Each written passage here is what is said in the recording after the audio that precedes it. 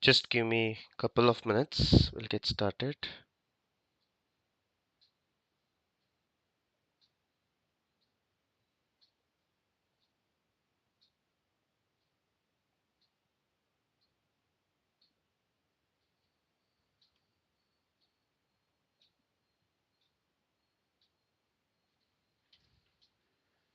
Hi, Tim. Good morning.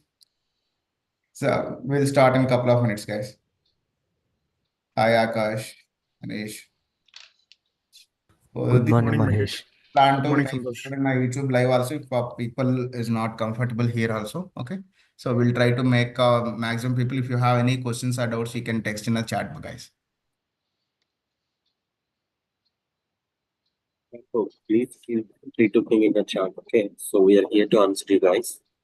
So don't hesitate to ask anything, whatever the doubt you have. Okay. Even it's a big doubt or small doubt, whatever it is. So chat window is always open. Please feel free to ping there.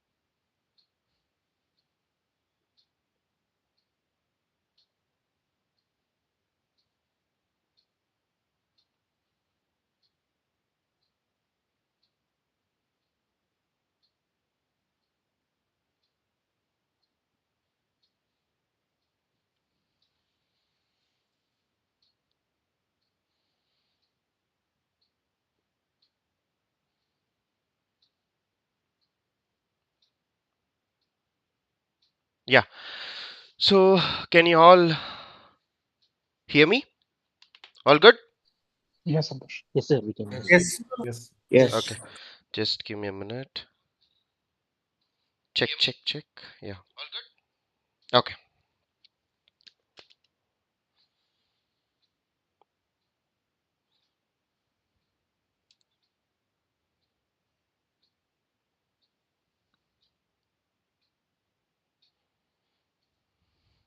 Okay. Let me also start recording here.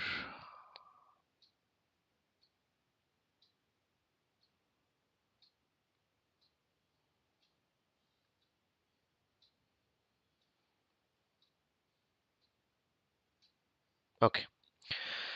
So first of all, Happy New Year. Why Happy New Year? Hey. Why Happy New Year? We all know that first Yeah, month is yeah. always going to be first month is always going to be trial month. Yes or no? Yes? Yes, absolutely right. Yes, Santosh. Whatever subscription you take, whatever you take, first month they'll say that it's trial period. So end of January and welcome to February. So happy new year to everyone. Well, today we have gathered here for a small workshop that we will have it for both today and tomorrow, right? It's a 2 day workshop. So today you'll understand what is this data engineering, what we do as a data engineer, and what they will do in the real time projects, and how they will collaborate with all the other teams, right? So we'll all see that in the today's session. Now, to get started, the agenda of today's event will be I'll be giving you the introduction to event, what is this event is all about, and what is the benefits that you can get. Followed by, we'll always start with a use case. That use case will definitely help you to understand better. And followed by, we'll see what is this project life cycle, how you get the data, and what role you play here as a data engineer. So all that we are going to see. And all in all, the entire 2 day session will be only on the talks of data engineer, right? So wherever you go, we say data engineer, data engineer, data engineer. Personally, I feel it's most underrated role because we never talk about data engineers in the front end, right? We all do a back end work. Let's see how this is going to help us. And followed by, we'll try to introduce cloud to you. and then we'll move forward in building the end-to-end project. Now, this is the agenda for the next 2 days. We have 8 hour session today. It will be like three and a half hours, and later we will complete the project tomorrow. So from that is today, February 1st, we are starting, and for the entire 2 days I'll be the speaker. Okay, most of you know me. If not, I'll be telling about myself as well. And as you know, I do have around 10 years of experience working in IT. I've worked with almost 85 projects in my experience, and very grateful enough to contribute in all three technologies, including data science, data engineering, and data analytics. And currently working with Microsoft, as in then I'm being the CTO of KSR Datavision, uh, trying to help you people in mentoring with all the technologies. So with that, let's get going. Before even we get into the workshop, as in then a few ground rules, please. So I'll give time to ask your questions. So let's have that mute and unmute option. Be conscious on it, right? So for the first few minutes, including the understanding of what data engineering is, I'll try to give you a very layman explanation. Whatever questions you have, I'll give you time to ask. So please make sure that you can take a pen and paper, write on all your questions and ask me towards the end. Okay. So with that, some of you may know few topics, some of you it will be very beginning, and as in then everyone we considered starting from zero, right?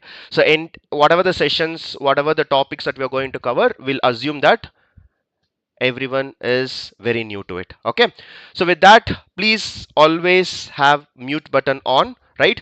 I'll give you time, then you can ask all of your questions. Now here, what we are going to do in this 2 day event, who can attend and who can skip this, as in then the guys who can attend, you can be any profession. You're a data scientist, you're a data engineer, or a data business analyst. It can be any role, right? If you are interested to understand how the project starts, where does the data come from, right? So that is where this workshop is focused on, and followed by whoever is having interest in understanding the technology. This is a right for you, this is a right opportunity for you to scale up, and whoever is getting started in IT, this is also the right opportunity.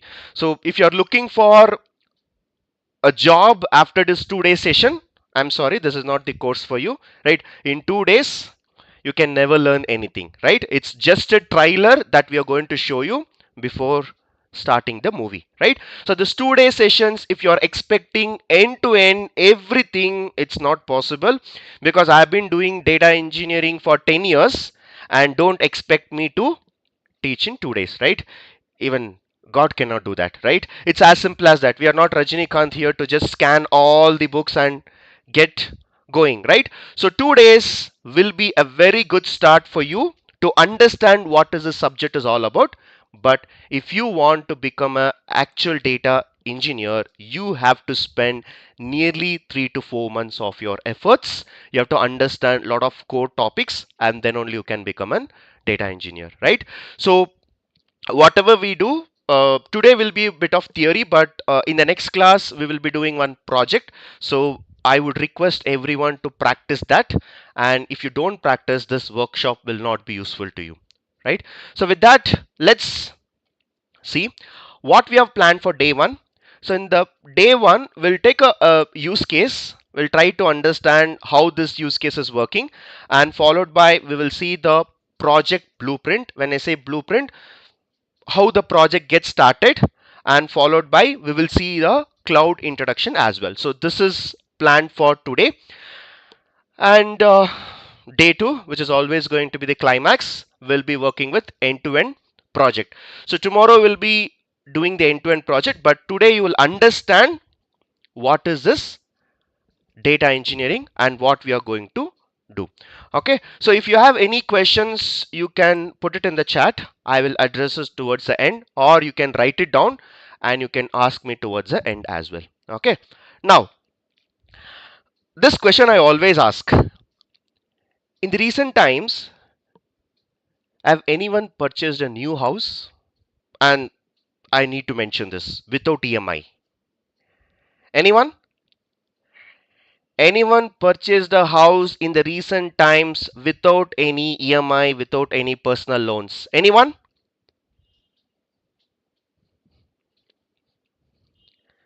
Not even a single person is raising hand, or not even a single person is speaking. No. No, no, sir. No, Santosh. If you No, can, sir. if you can, Possible to purchase without loan to build a new house, purchase a new house or flat. It's not better possible in the real world. okay, okay. I would have given a different answer. The guys who can buy a new house without EMI will not be sitting in this class on Saturday morning. Do you agree? Do you agree? Yes. Agree. Right? If a guy can purchase 80-85 lakhs of flat without even going for a single rupee loan, why will he sit in my boring class? Correct? Well, now, if you want to build a house, right? The first thing is you will have lot of challenges. You will have lot of challenges. So let's see what are the challenges. The first challenge is you need to see what is your budget. Am I looking for 50 lakhs? Am I looking for 60 lakhs, 70 lakhs, 80 lakhs? Now, this is what the first challenge will be. Now, it's a one time achievement that you're going to do if you're buying a house. So, you want as per your need. So, you need to have a proper design and proper layout. Like, I need a separate room, maybe I need a separate balcony. So, you'll have some requirements, right? So, that's a second challenge. The third challenge, the most important challenge is the quality of your house, right? The build quality and the way it is built, it all depends on getting the right contractors and the right label management. You may have a very good place, but if you don't have a proper workers with you, they will mess it up. They will mess it up, right? Now that's a very important point when you're building a house. Then all the additional things like interior design, furnishing, safety, all of this are the challenges, right? Now, what is our target now? Budget, finance, design, layout, you can do everything with money, right? You can just do everything with money. You just pay someone, you will get that. But hiring contractors and labor management, even though you pay money, you need to get a quality people, right? Not everyone can build with the same quality. You need a quality people, right? Now, hiring contractors and labor management, let's assume that I go and advertise like this.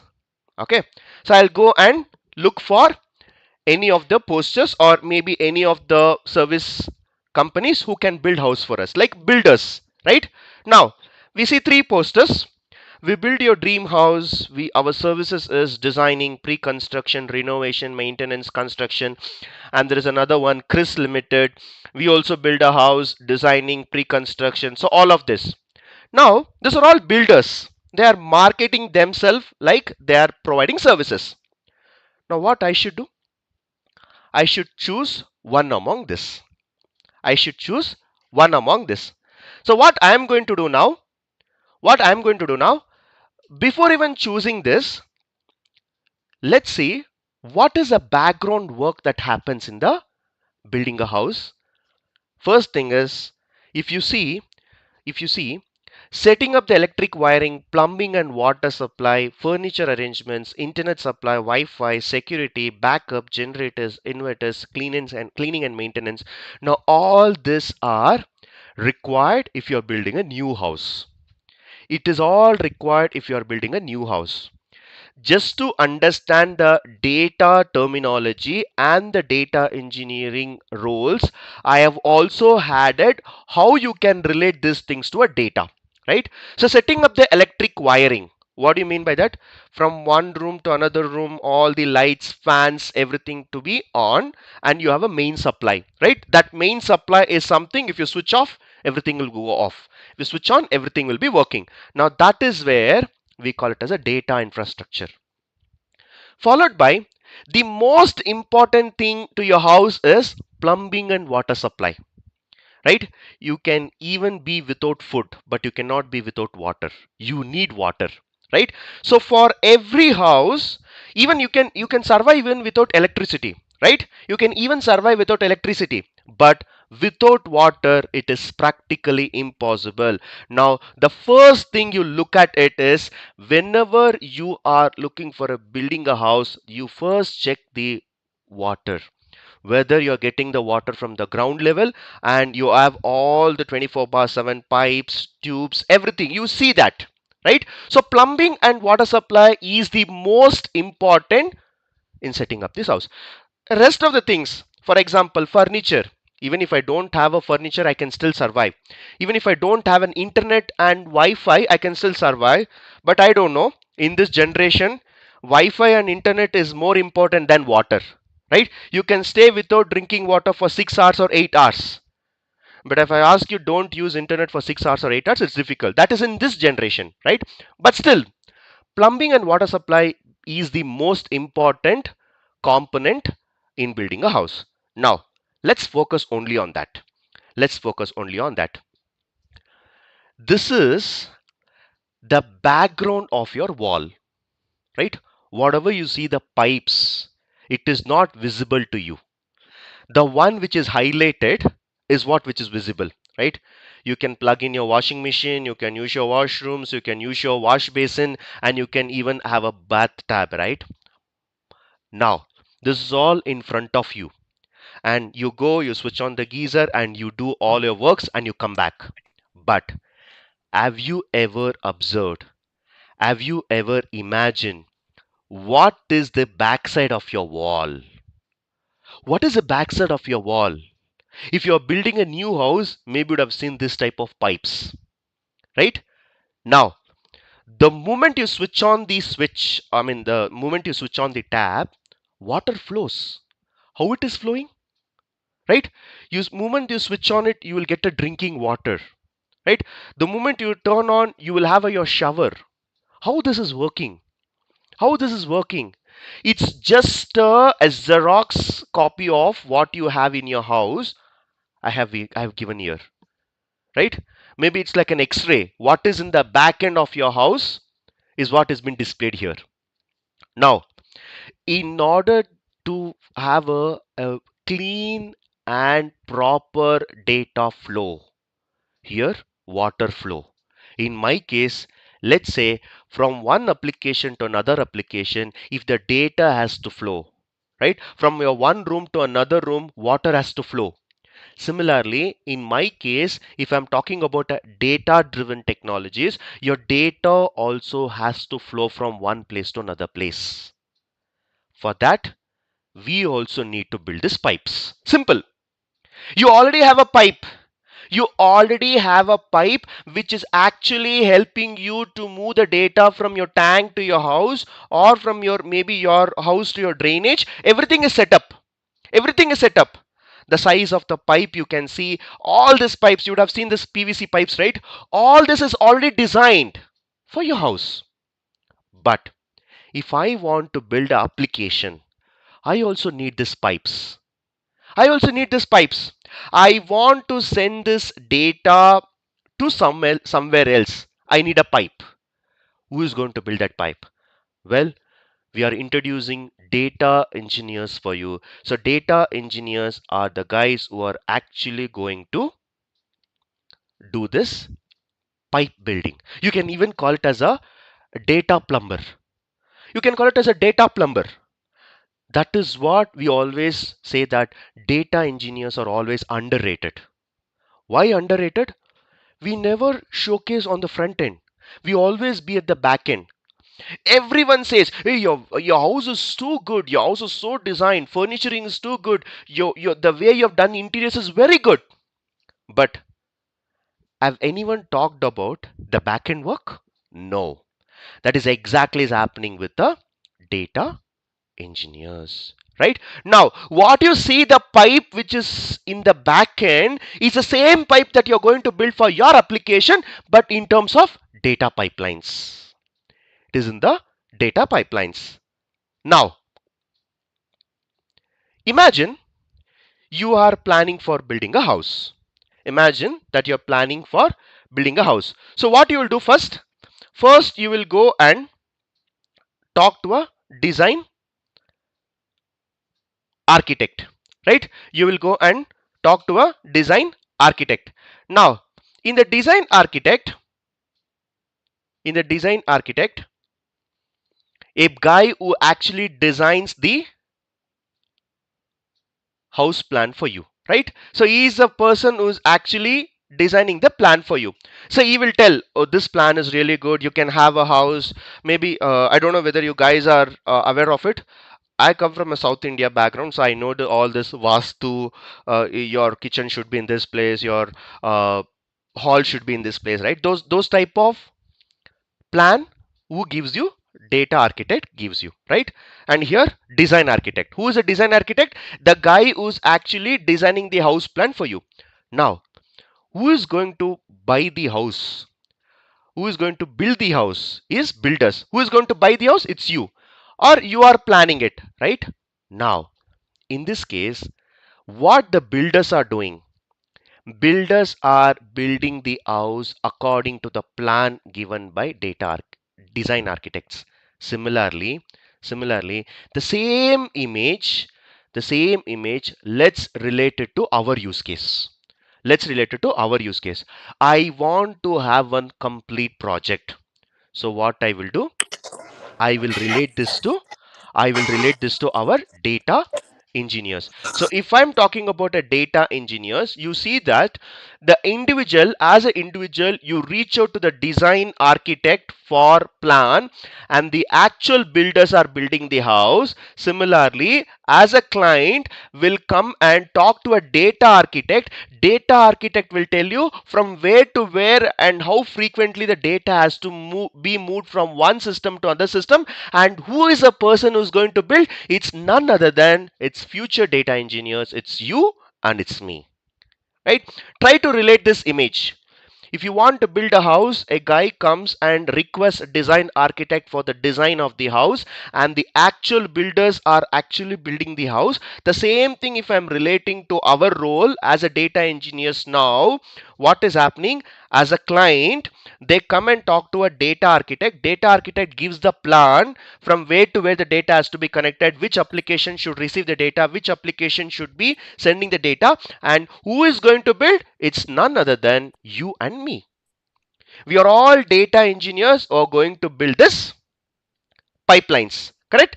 So if you're all thinking, oh, it's too complex, just take an example. The guy who builds the house and the guy who builds the pipeline are same, simple. But they have a different profession and you have a different profession.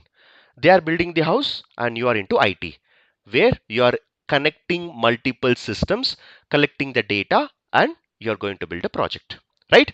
Now, with this basic understanding, let's dive into some of the roles of IT. We'll get into some of the roles of IT. Now here, if you observe, we have lot of roles in IT. We have app development, we have website development, we have cyber security, we have QA, supply engineers, support engineers, and you can also see that the last three, data engineers, data analyst, or data scientist. Now these three are key, right? In every role, in every company, in every project you go, you will always find data engineers, data analysts, data scientists. And don't ask me why I've written in the last. The last is always for best. Now here, among these three, you know who is a root? Who is a root? That means without these guys, none of these applications or none of these roles will exist. And that is nothing but data engineers. Without data engineers, there is no role ever. Even if you're building a website, even if you're building a mobile application, you need to have a proper data movement.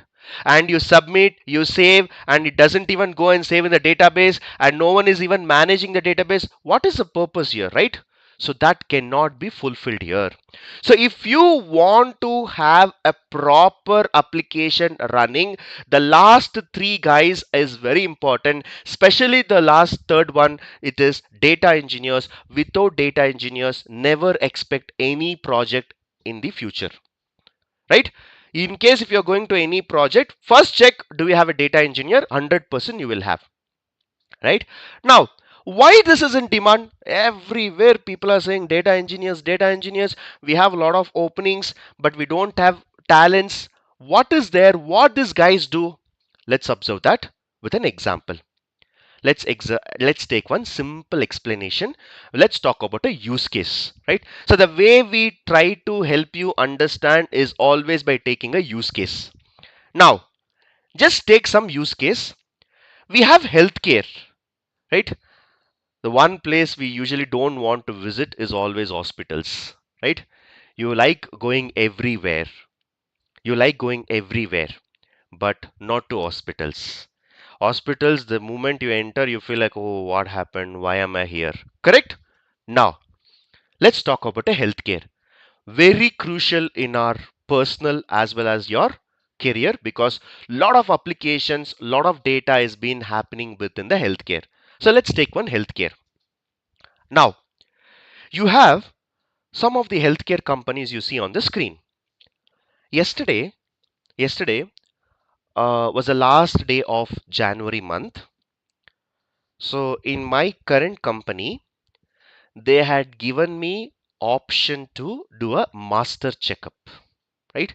So they had given me a option to do a master checkup. That means I can go and take all the test whatever I want, because it's going to be March 31st. We have to submit all the proofs.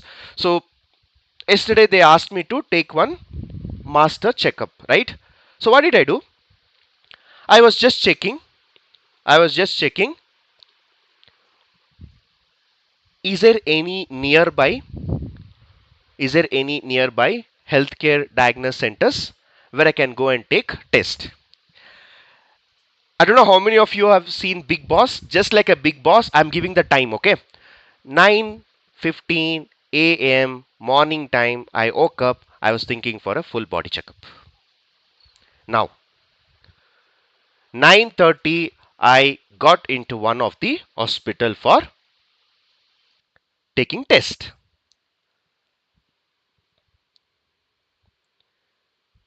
9:35, I got into the reception of the hospital, and they have registered outpatient department and they generated one card. Usually you have an inpatient and outpatient. Inpatient is who are actually getting admitted in the hospital. Outpatients are just going for a one-time visit. As I told you, it's like a Big Boss. I'm giving you the time: 9:15, 9:30, 9:35. Okay, all done, settled. Okay, once I got a registered, they asked me to fill some form. I also filled the form. That form was actually asking me personal information. What is my email ID? What is my phone number? What is my age? What test I want to do, right? It could be a liver test, it could be a blood test, it could be ECG, it could be echo. So they asked me all the tests. So I have given. Now, the moment I gave what test I need, they also told me what is a charge. So immediately from the reception, I was pushed into payment department. There is another area where they collect the payments. So I was pushed there. I didn't even tell anything. They simply called out my name. You have come for this test, right? You have come for this, all this test. This is your schedule. Please go and take all this test. This is the first floor. This is the second floor. They all told everything, and they told me the payment. Where did this happen? 9:40. It happened near the payment department. Now, okay, I was okay with all the price, right? Now, 9:45, a nurse, maybe we can call it as a sister, they came and they took me to the lab room, right? So lab room is where you will do all the testing. 9:45, 9:45, 9:15 I was at home. This happened yesterday, okay? yesterday I got this, and today morning I have just created that a use case for you, right? Yesterday, January 31st, I had a master checkup, and today I'm showing the use case, and whatever happened, I am just showcasing in terms of slides, right? Whatever I'm telling, just imagine. Even if you go to the hospital, this is what you see. You go to reception, from reception, they'll push it to the payment department. From payment department, once you paid, then only they'll allow you to the lab room. This has exactly happened, and in 30 minutes, I am in the lab room. So all this happened, right? Now, suddenly, when they had pulled out the blood, I got a bit of giddiness, right? Because I did not have anything morning, and it is they usually check all your fasting sugar, right? Without eating, what is your sugar, or maybe what is your glucose, everything they check it, right? So they pulled out. Slightly, I felt a giddiness. Immediately, they sent me to canteen, and they asked me to take some drinks as well as some food, and they asked me to come back. The moment I come back at 9:55, I was being taken to another treatment room. That is, they test all my ECG and echo. This is for heart.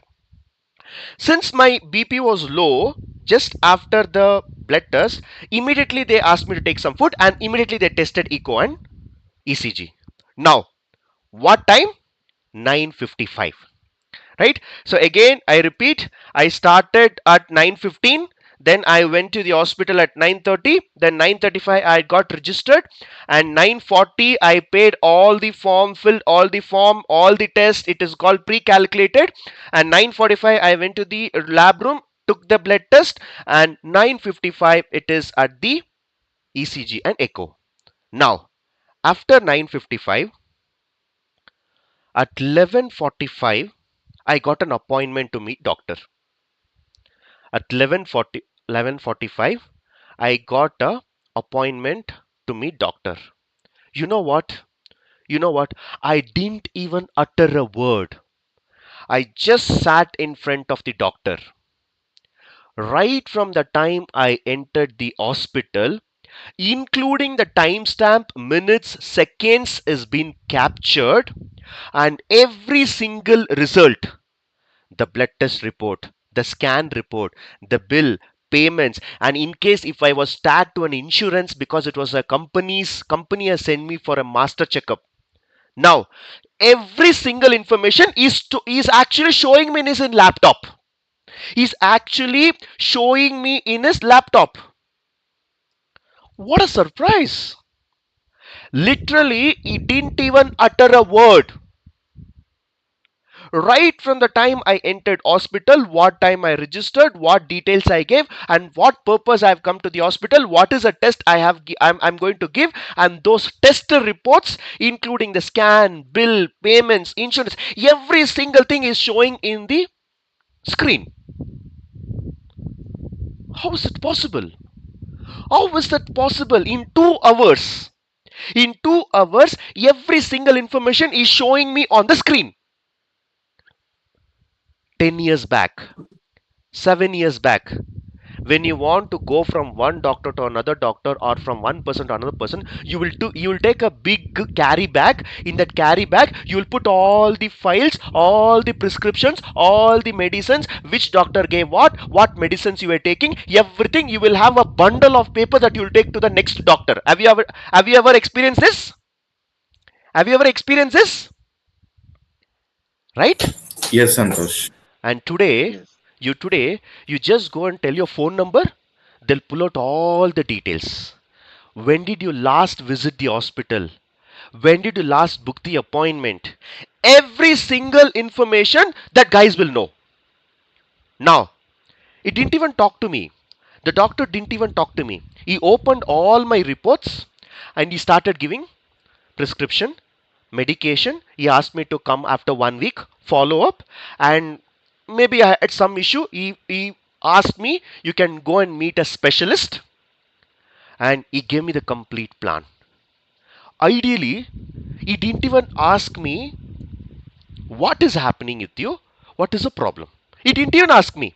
He directly went and pulled out all the information from the morning 9:45 till 11:45. Whatever happened to me, every single thing with it looks like surprising for me. It looks like screenshots.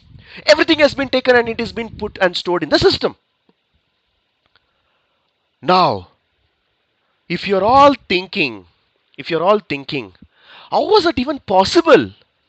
How did he get all the reports and information which has reached before I reach him? I was being given an appointment at 11:45. At 11:30, he is having all the reports in us. He has already gone through it, and by the time I entered the door, he started calling me and he told every single thing what is there in the report. Now, I'll give you 2 minutes time. Now you can speak. Tell me, how was that even possible?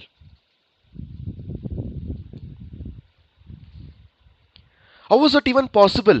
Before I reached the doctor, all my reports have reached the doctor. How is that possible? It is a centralized system. So, okay, so for a medical record, for each and every medical record, they are associated all reports to associate with the medical record only. Integration of data. Okay. Whenever you have set your detail, you must have stored your data in one database and with one primary key. So whenever you are getting to the doctor or any stage of your treatment, they must have entered your name. Your name because your name is in the backend, they are pulling out all the data because you have already given the personal information. It is stored in the database. So once it's in a centralized database, they can get any information based on your name or your phone number. Data is prepared based on the reporting need. Once we have the consolidated data where we prepare the reports by writing the queries to get the data. In simple, they have one application who have access to all this all departments and putting together all this information in one place. First of all, it is a planning how data should be organized. Okay. And then they have implemented the way how it has to be pulled out when a patient comes. Basically, it is designing. Account is created on his name and all the documents are uploaded in his account. Okay. Well, thanks for all your points. This is what I have personally experienced yesterday. Did you all also have experienced this in the recent times? Yes? Yes, yes, Yes, yes. Santosh. Now, Yes. how is it working? How is it working? There is a big brain behind this design. There is a big brain behind this design. And who is that big brain? It's none other than like you and like me, the data engineers. So the same use case of the hospital which I experimented yesterday, if I start observing through a binoculars, I will see this. I will see this. Some of the data is coming from a PDF format. Some of the data is coming from the XML CSV formats. Some of the data is coming from JSON formats, and some of the data is also coming from the on-prem data. Now, different data are actually coming from different team. Payment team is actually sending one data. The scan reports, those guys are sending one data, and like this the registration what I have done in the OPD, the outpatient department, from there the data has been pulled. Now ideally what is happening in the backend, the data is actually been flowing from multiple areas. Now what we have to do as a data engineer, what we have to do, we have to collect all the data, organize it, right? Maybe in the registration, right, in the registration, imagine that I have given the age as 31, right? I have given the age as 31 where when I registered, and the guys who are at collecting the reports, before taking the blood, they will always talk to you, right? They'll try to divert your mind. They'll say what you're doing, what you're working, because we should not feel that pain, so they keep talking, right? So when in that time I was also telling the age as 31, and I don't know what she did. She wrote 41. She wrote 41. Whether she was disturbed or she lost the conscious, I don't know. She wrote wrong. Now, one place I have given 31, one place she has entered wrong as 41. Who will do this correction? Who will do this correction? I cannot consider as a 41. 41 means the way of treatment, the medicines they'll give according to a 41 person, right? Now, there is a error. There is a error, or maybe while entering the report, instead of entering let's say 31 itself, let's say they enter one as very hard and it goes as a 311. How can age be a 311? Now all this becomes like a bad data. You can call it as a dirty data or you can call it as a bad data. Now who has to do all this cleaning? It's none other than you. It's none other than you, right? So it's you as a data engineers has to go and collect the data from the different data sources, organize it well, and make sure there are no duplicate records, there are no null values, there are no special characters, there are no mistakes, and that is what your role. If you're all thinking, yes, see, initially I was giving an example like a builder. You are the person who's actually a builder. You're building a house, so you are building the complete pipelines. Here in the backend, everything is happening on time, right? From one report to another report, before even I reach, the report is reaching over the email. It is reaching over the data transfer. How it is happening? There is a person in the backend. And who is that person? It's data engineers. You'd have never known that has been done by data engineers, but we know it is happening. And that is why I always say that, right? Data engineers are always underrated. We never know. But in the back end, if you go and sit and analyze, you will get to know. This is what exactly even I'm doing for companies, right? Before even the patient reaches a doctor, I'll make sure his information is being pushed into the user's doctor's ID, right? Now, here, imagine this data 10 years back. Let's say it was being stored in a normal Excel file like this, like a normal Excel files. It has been stored JSON files, Excel files. Now imagine 10 years back, the volume of the data is 1 terabyte. 1 terabyte. Ideally, 1 terabyte of the data I can store it in my personal machine because my laptop is actually 1 terabyte of space. Okay, my laptop is 1 terabyte of space. If you go and see here, if you see here, this is my PC. So we have 220 GB and 460 GB and 460 GB. So 460, 460, 220, it's 1000 GB. So 1000 GB is nothing but 1 terabyte. So ideally, I can use my laptop only for storing all the records. But you know what? In future, what if it becomes 10 terabyte of data, or it is more than,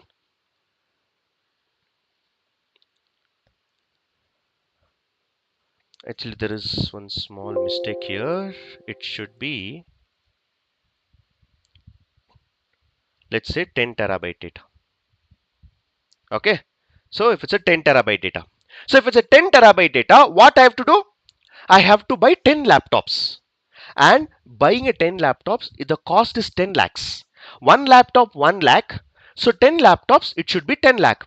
Now, is it really feasible to buy 10 laptops?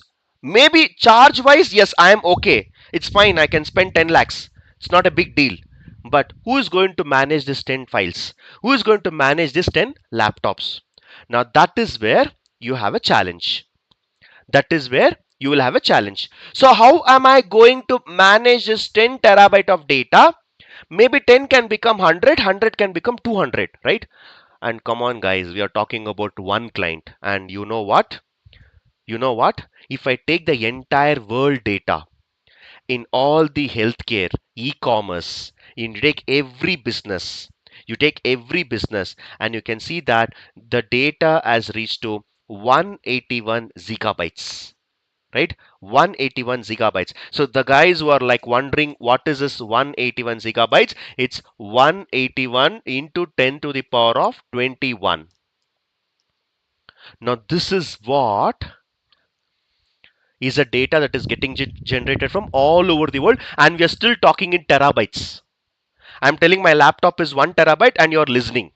Come on, think practically. It's not in terabytes, it's in gigabytes, and it is also touched yottabyte. Now, how are we going to manage this?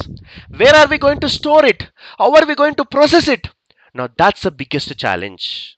Right? Now, that's the biggest challenge. The data is getting bigger, bigger, and bigger. I don't know. How are we going to manage it? Let's wait and watch. Okay. Now, why nowadays the data is getting very much on reach is because of there is a concept called big data. There is a concept called big data. Now, I don't know whether you will be able to do this, but I'll give an open challenge to everyone. I'll give an open challenge to everyone. Today, now, when the time I'm speaking this, it's 8:48, February 1st. Okay? When you come to the class for tomorrow, right? One complete day, 24 hours. Is it possible to stay without your smartphone? Anyone? You should not touch your phone. No messages, no WhatsApp, no Instagram, no Facebook. Just take out your smartphone, put it in some drawer, lock it out, and 24 hours, and that too on weekend. Is it possible to stay without your smartphone? Anyone? No, no, it's not possible. Not 24 hours, you are 1 hour also. Even 1 hour also. Yeah. Anyone? Any one person who can take this challenge? Never. For calling purpose, we can use it, but for other internet usage, we can drop off. Is it possible? Nowadays, I no, don't think Santosh. so. I Not don't think possible, so. but yeah, we can at least try for it. Okay. Tell me one place where you don't take your smartphones. And don't tell me Yeah. washrooms. Don't tell me washrooms. Temples, Nowadays that In is also crossed. Right? temple, Temple. examination halls. Big Boss. Big boss. Very good. Yeah, you can go for Big Boss for 3 months. Temple. Okay. Hospital. Examination halls. Examination center. Gym. Examination centers, temples. Where else? Interview place. Interview. Operation theaters. Operation theaters. The first option should have been washrooms. But why you're not telling that? You're supposed to hospital. Some hacking something. If something hacking happen, right, it's difficult to manage. No, I'm saying first thing we should shell is okay, I will not take my phones to washrooms. But no one is saying that. Everyone is saying exams, temples. Ideally, we are taking everywhere, right? Now, smartphones has become like one of your body part. Like it has become like your body part. Yes. You I cannot agree stay on point. without that. Okay. I've forgot to take my wallet. I have forgotten to wear my watch. But if you have smartphone, it's enough. Right? Nowadays we are in the digital world, so everything you can do in your phone, everything. Internet users as well as the smartphones, these two are the culprits. These two are the culprits. Because of these two guys only, we are into a problem. And you know what is the problem? The problem is big data. Right? Big data.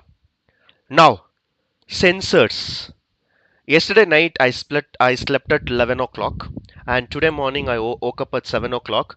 My watch is telling that you have slept peacefully for 8 hours. Even I didn't know this. Even I didn't know this, how much time I slept. I was actually looking onto some reels and I was just scrolling, and I don't know what time I slept. I don't know what time I slept. My smartphone in with the smartwatch is telling I slept at 11:29. Even I was not aware. It was now what I was not aware. I was just thinking, okay, I was just scrolling. I don't know what time I slept. My watch is telling that what time I slept.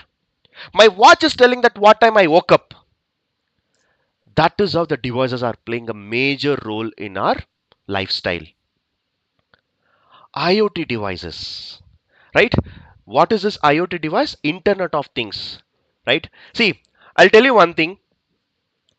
You may not remember my name, not a problem.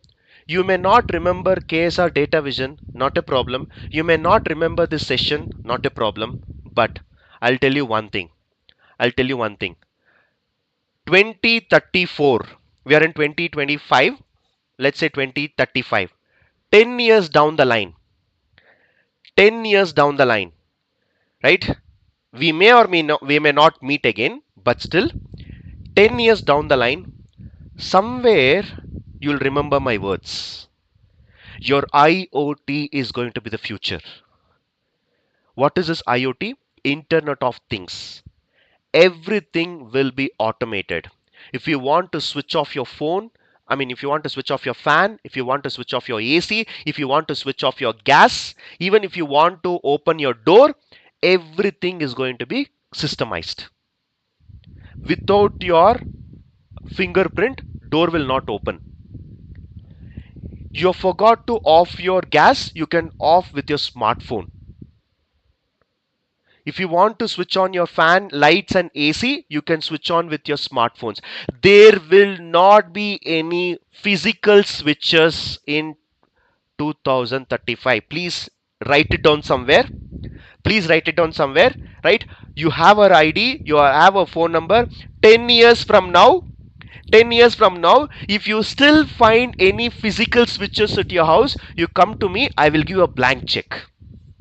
I'm not a person who will predict future, but in this I will tell you how the technology is improving, how the world is going towards the IoT. I can tell you what will happen. 10 years back it was different, and now 10 years from now, I'm telling you, you will not even find a single switch at your house. Everything will be changed to smart house. Smart house.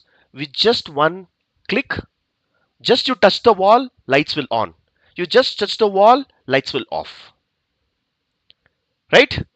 If you don't believe me, write it down somewhere, write down the date, write down all the information which I have shared you. I can even give my phone number. I'm not going to change my phone number. After 10 years, if you still find a switch in your house, you come to me, I'll give you a blank check. Is the challenge accepted? Yes? Yeah, sure, Santosh.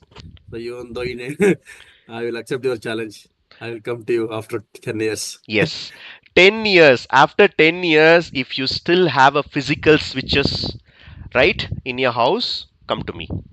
Now, the reason why I'm telling this is, jokes apart, the technology is going in a very, very, very fast manner, right? And the last one is even more important, user-friendly usage. User-friendly usage.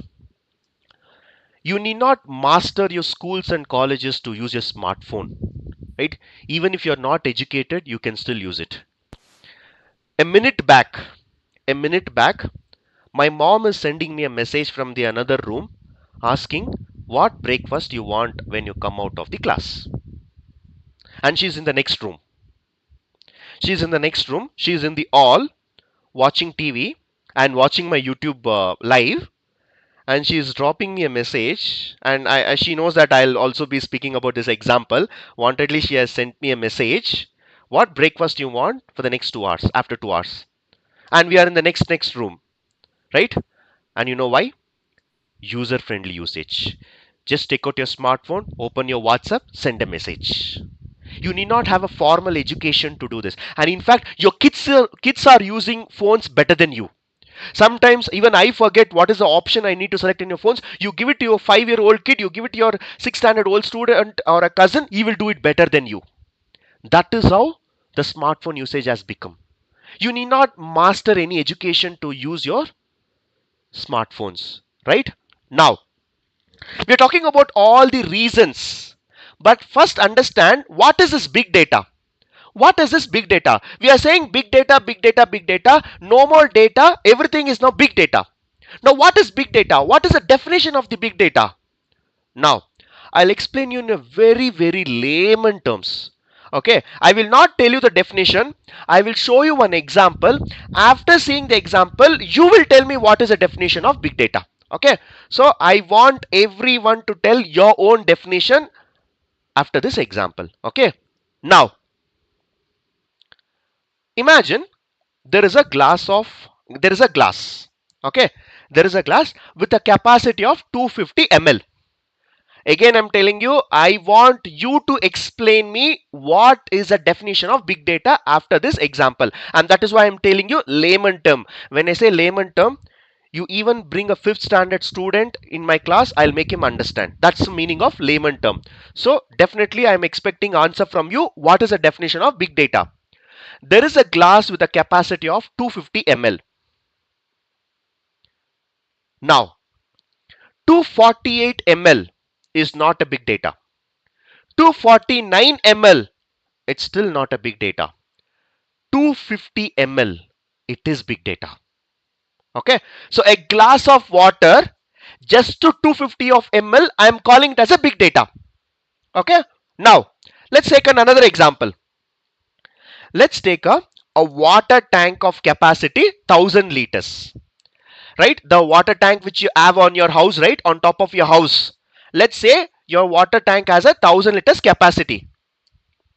Now your syntax tank which you see on your top of your house, the capacity is 1000 liters.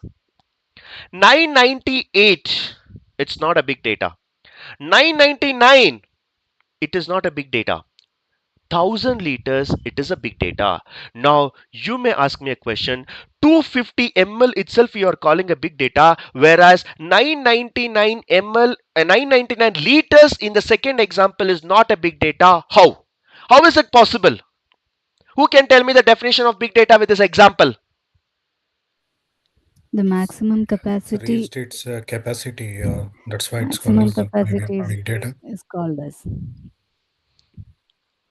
the point where the maximum Volume of capacity data of the based on the situations. So in the system itself. It's reached its maximum capacity and the load of the server or threshold of the data where it is limited to maximum and it is over the maximum set limit. So when the data has reaches to certain index, Data is so that it will present be, in the system as it equal to its capacity. It's called as a big data. so when the data reaches to certain extent, like certain index, so that it can be computable in, so that it can divide and it can be computable for easy processing, then we can consider it as a big data. Okay. the volume of data that can be Mhm. occupied by the infrastructure. It's The maximum depend volume. on the Okay. storage capacity. Sorry, what? It depends on the storage capacity. Is it a kid who's speaking? I'm able to hear some kid voice. I'm sorry. Very good. Very good. Something which is exceeding your storage capacity.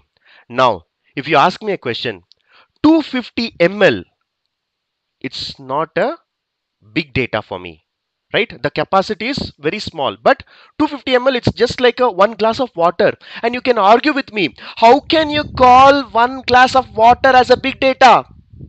Right? You can ask me the same question. How can you call 250 ml of one glass of water? How can it be a big data? Big data is something which is very huge. Well, doesn't matter what is your size of your data. I am defining big data based on the capacity. The capacity is 250 ml and you're trying to fill all the 250 ml, it's a big data. But if I take a water tank, the capacity is 1000 liters. For the 1000 liters, 999 is still a normal data. So we cannot compare an ant with an elephant here, right? Now, try to understand, whenever the data is increasing and it is crossing the threshold, it is being more than the capacity of that system, that is where we call it as a big data. In future, if someone is asking you what you consider as a big data, don't go and tell them 1 terabyte is a big data, 10 terabyte is a big data, 100 terabyte is a big data. No, right? There is nothing called a quantitative number for defining a big data. Big data means should be something, right? For example, if you ask me how big can be an elephant, how big can be an elephant, I can clearly go and tell the maximum weight of an elephant can be maybe 10 tons, 100 tons, right? Maybe I can tell the quantity here, right? I can tell the quantity here. But with respect to big data, there is no standard definition. Something which is crossing beyond your capacity, beyond your processing power, we call it as a big data. Now we need someone who can handle this big data, right? We need someone. Who is that someone? It's going to be you and me. It's going to be you and me. We need to manage this. We need to manage this, right? In the last 1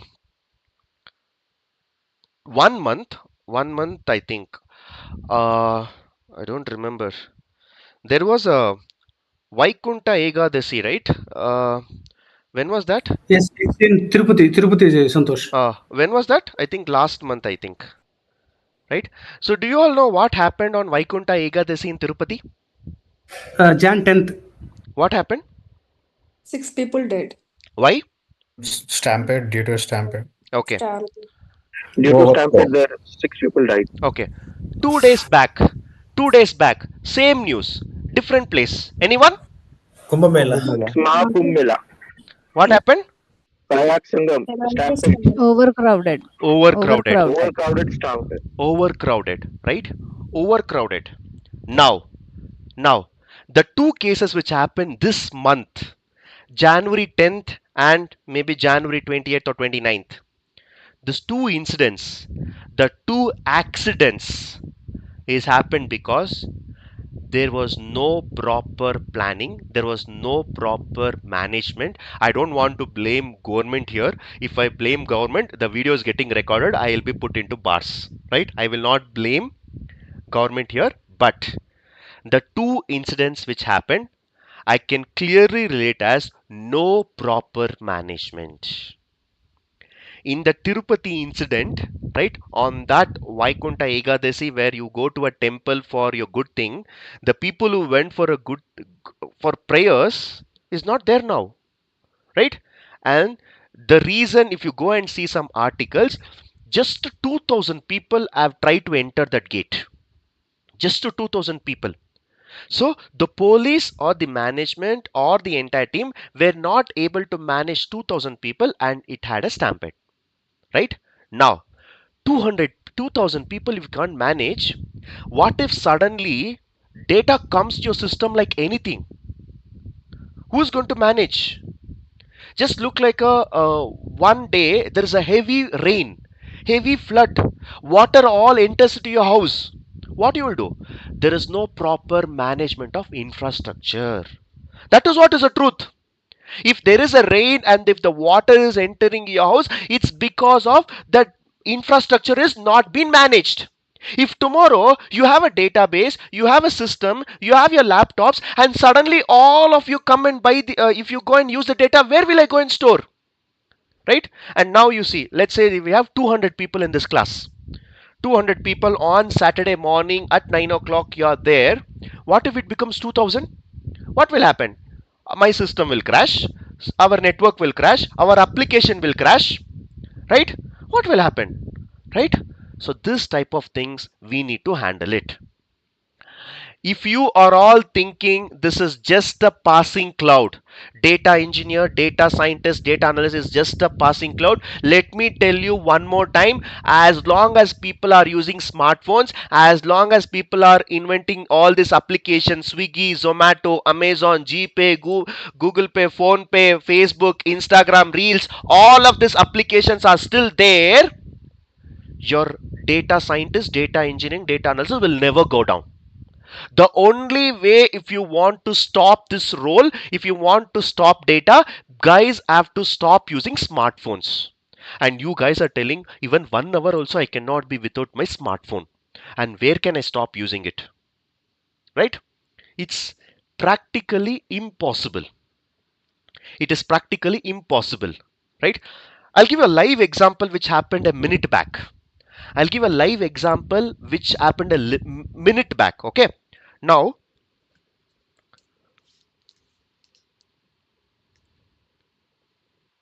15 years back, or maybe I would say 25 years back, in 2000. Okay, now we are in 2025. 25 years back, I was, if I'm not wrong, I was 7 years old. Okay, I was 7 years old in 2000. Now, I still remember, I still remember my parents used to send money to their parents. Okay, we all do now, right? Whenever we are earning, we send to our parents. Similarly, my dad used to send money to his parents who is in out of station. You know what? My dad used to take me to bank. Okay, we stand in a long queue, and I still remember my dad used to take one red umbrella because of the sun heat. He used to take one red umbrella, and you'll always keep it with me. I still remember those days, 25 years back. It is a long queue. We stand in the bank. There was something called MO, money order. Okay, it's called money order. We have to write a challan. We have to fill the form. It's a very long queue in the bank. You have to wait for 4-5 hours in the line. You have to you have to write the challan. Okay, you have to write the form, and you have to fill all the details, and the money will go to my grandparents after 5 days. Right? My dad used to apply half-day leave to go to bank. This is what was happening 25 years back. We literally, to send money to someone, we used to go to bank, wait for the queue, 4.5 hours, 5.5 hours. You stand in the queue, write a challan, and that money goes to the other person after 5 days. And you know what? Just a minute back, it's February 1st. I just sent rent to my owner, and it hardly took me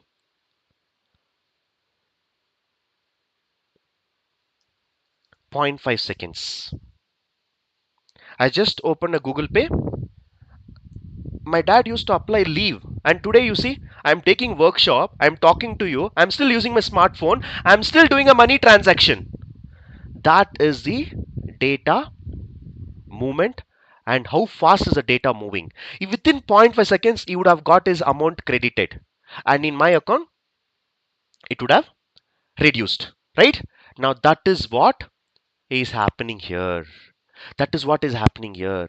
How fast the data is moving, how fast the data has been captured, and all of this, how are we handling it? It is all big data. Now, who is going to handle this big data? It's going to be you, it's going to be me. Who are we? We're all data engineers. Now let's enter into the topic. Let's talk about data engineers. Now, what is a data engineers? The another name of data engineer, you can call yourself as you're a ETL developer. Okay, you're an ETL developer. If you're all thinking, who am I? You can also say that you are ETL developer. Now, what is this ETL developer? Imagine it's like your pet name.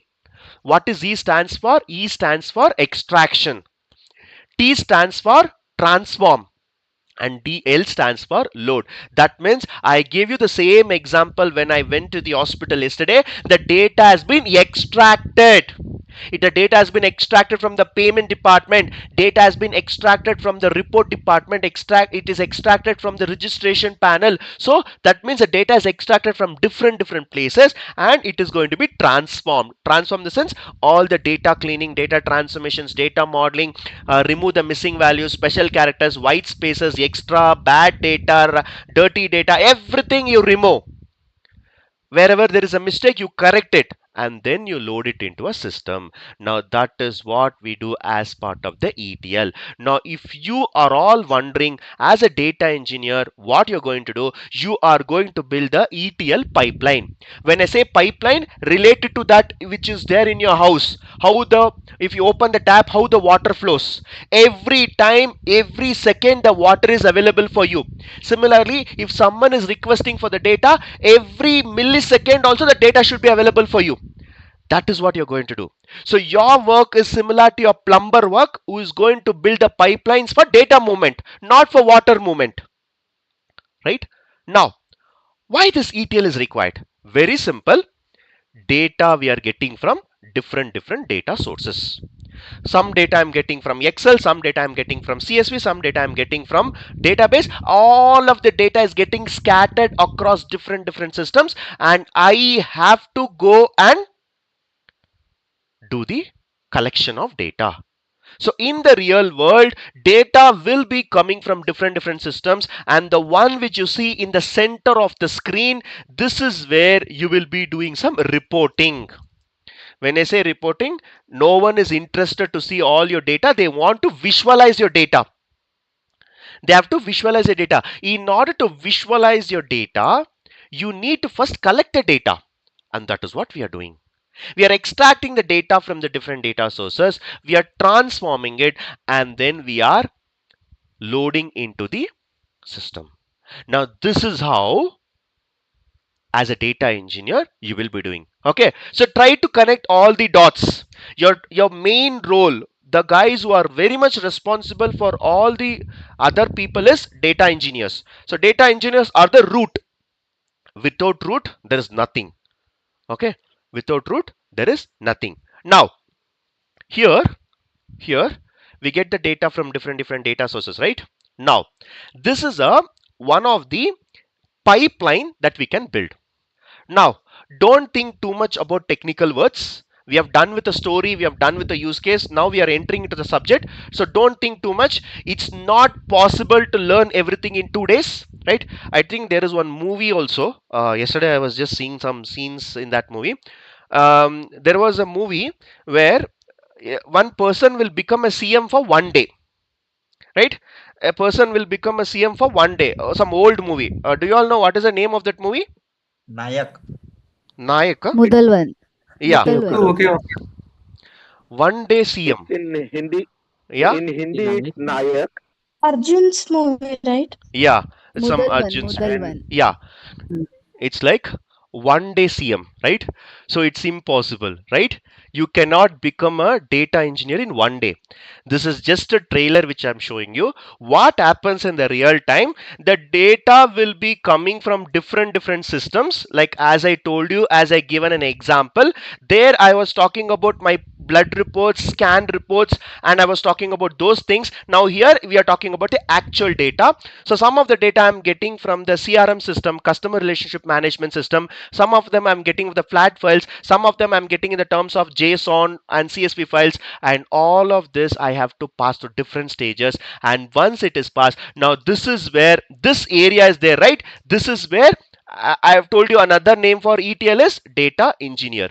Now as a data engineer, you will have to clean the data, you will have to transform the data and make the data readily available. Now this is what your work. In this entire pipeline, where you belong is, you have to belong in this. Now this is where data engineers will be there. And if you're all thinking, okay, if you're all thinking, who is the guys who are going to do a reporting here? Those guys are all DA, which is called data analyst. So data analysts will be receiving the data from data engineers and they'll be doing reporting. There are a lot of data analysts in this house, right? Now let me tell you, your best friend will always be a data engineer. Your best friend will always be a data engineer. Okay. I want to tell you one more thing. I'm a data engineer. I got committed to a data analyst. That is how you both will be close. Data engineers and data analysts, right? Listen carefully. Data engineers and data analysts will be as close as, just think me as an example, I got committed to a data analyst. Okay, you both will be working very, very closely in running a project. Now, what we do in the reporting is what we convert the data into visuals. But what you see in the pipeline, ETL, you have to extract, you have to transform, you have to load. That is what we are going to do, right? Now, once we build this pipeline, our job is done. Our job is done. And you know what? Let me tell you, there is a good news. There is a good news. And you know what is the good news? The entire steps you do, right? There are already multiple softwares which can do this for you. There are multiple softwares which can do this for you. What are those softwares? We have SAS, we have Informatica, we have a SQL Server, we have SAP, we have Oracle Data Integrator, and we have Talent. Now these are some of the tools which is already there in the market, which is possible to build a ETL pipeline.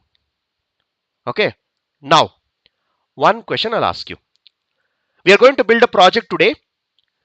We are going to choose one software from this because we have to do ETL. What is our role? Our role is a data engineer role. We will be extracting, we'll be transforming, we'll be loading.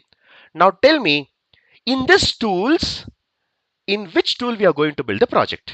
Anyone? For Informatica. Informatica, For very good. Informatica, Sika. So yeah, for any one of the tool you can use it. No, MySQL Server. SQL Server. Okay. None of them.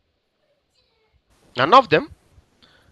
No, for all the tools can use to ETL. None of them, sir.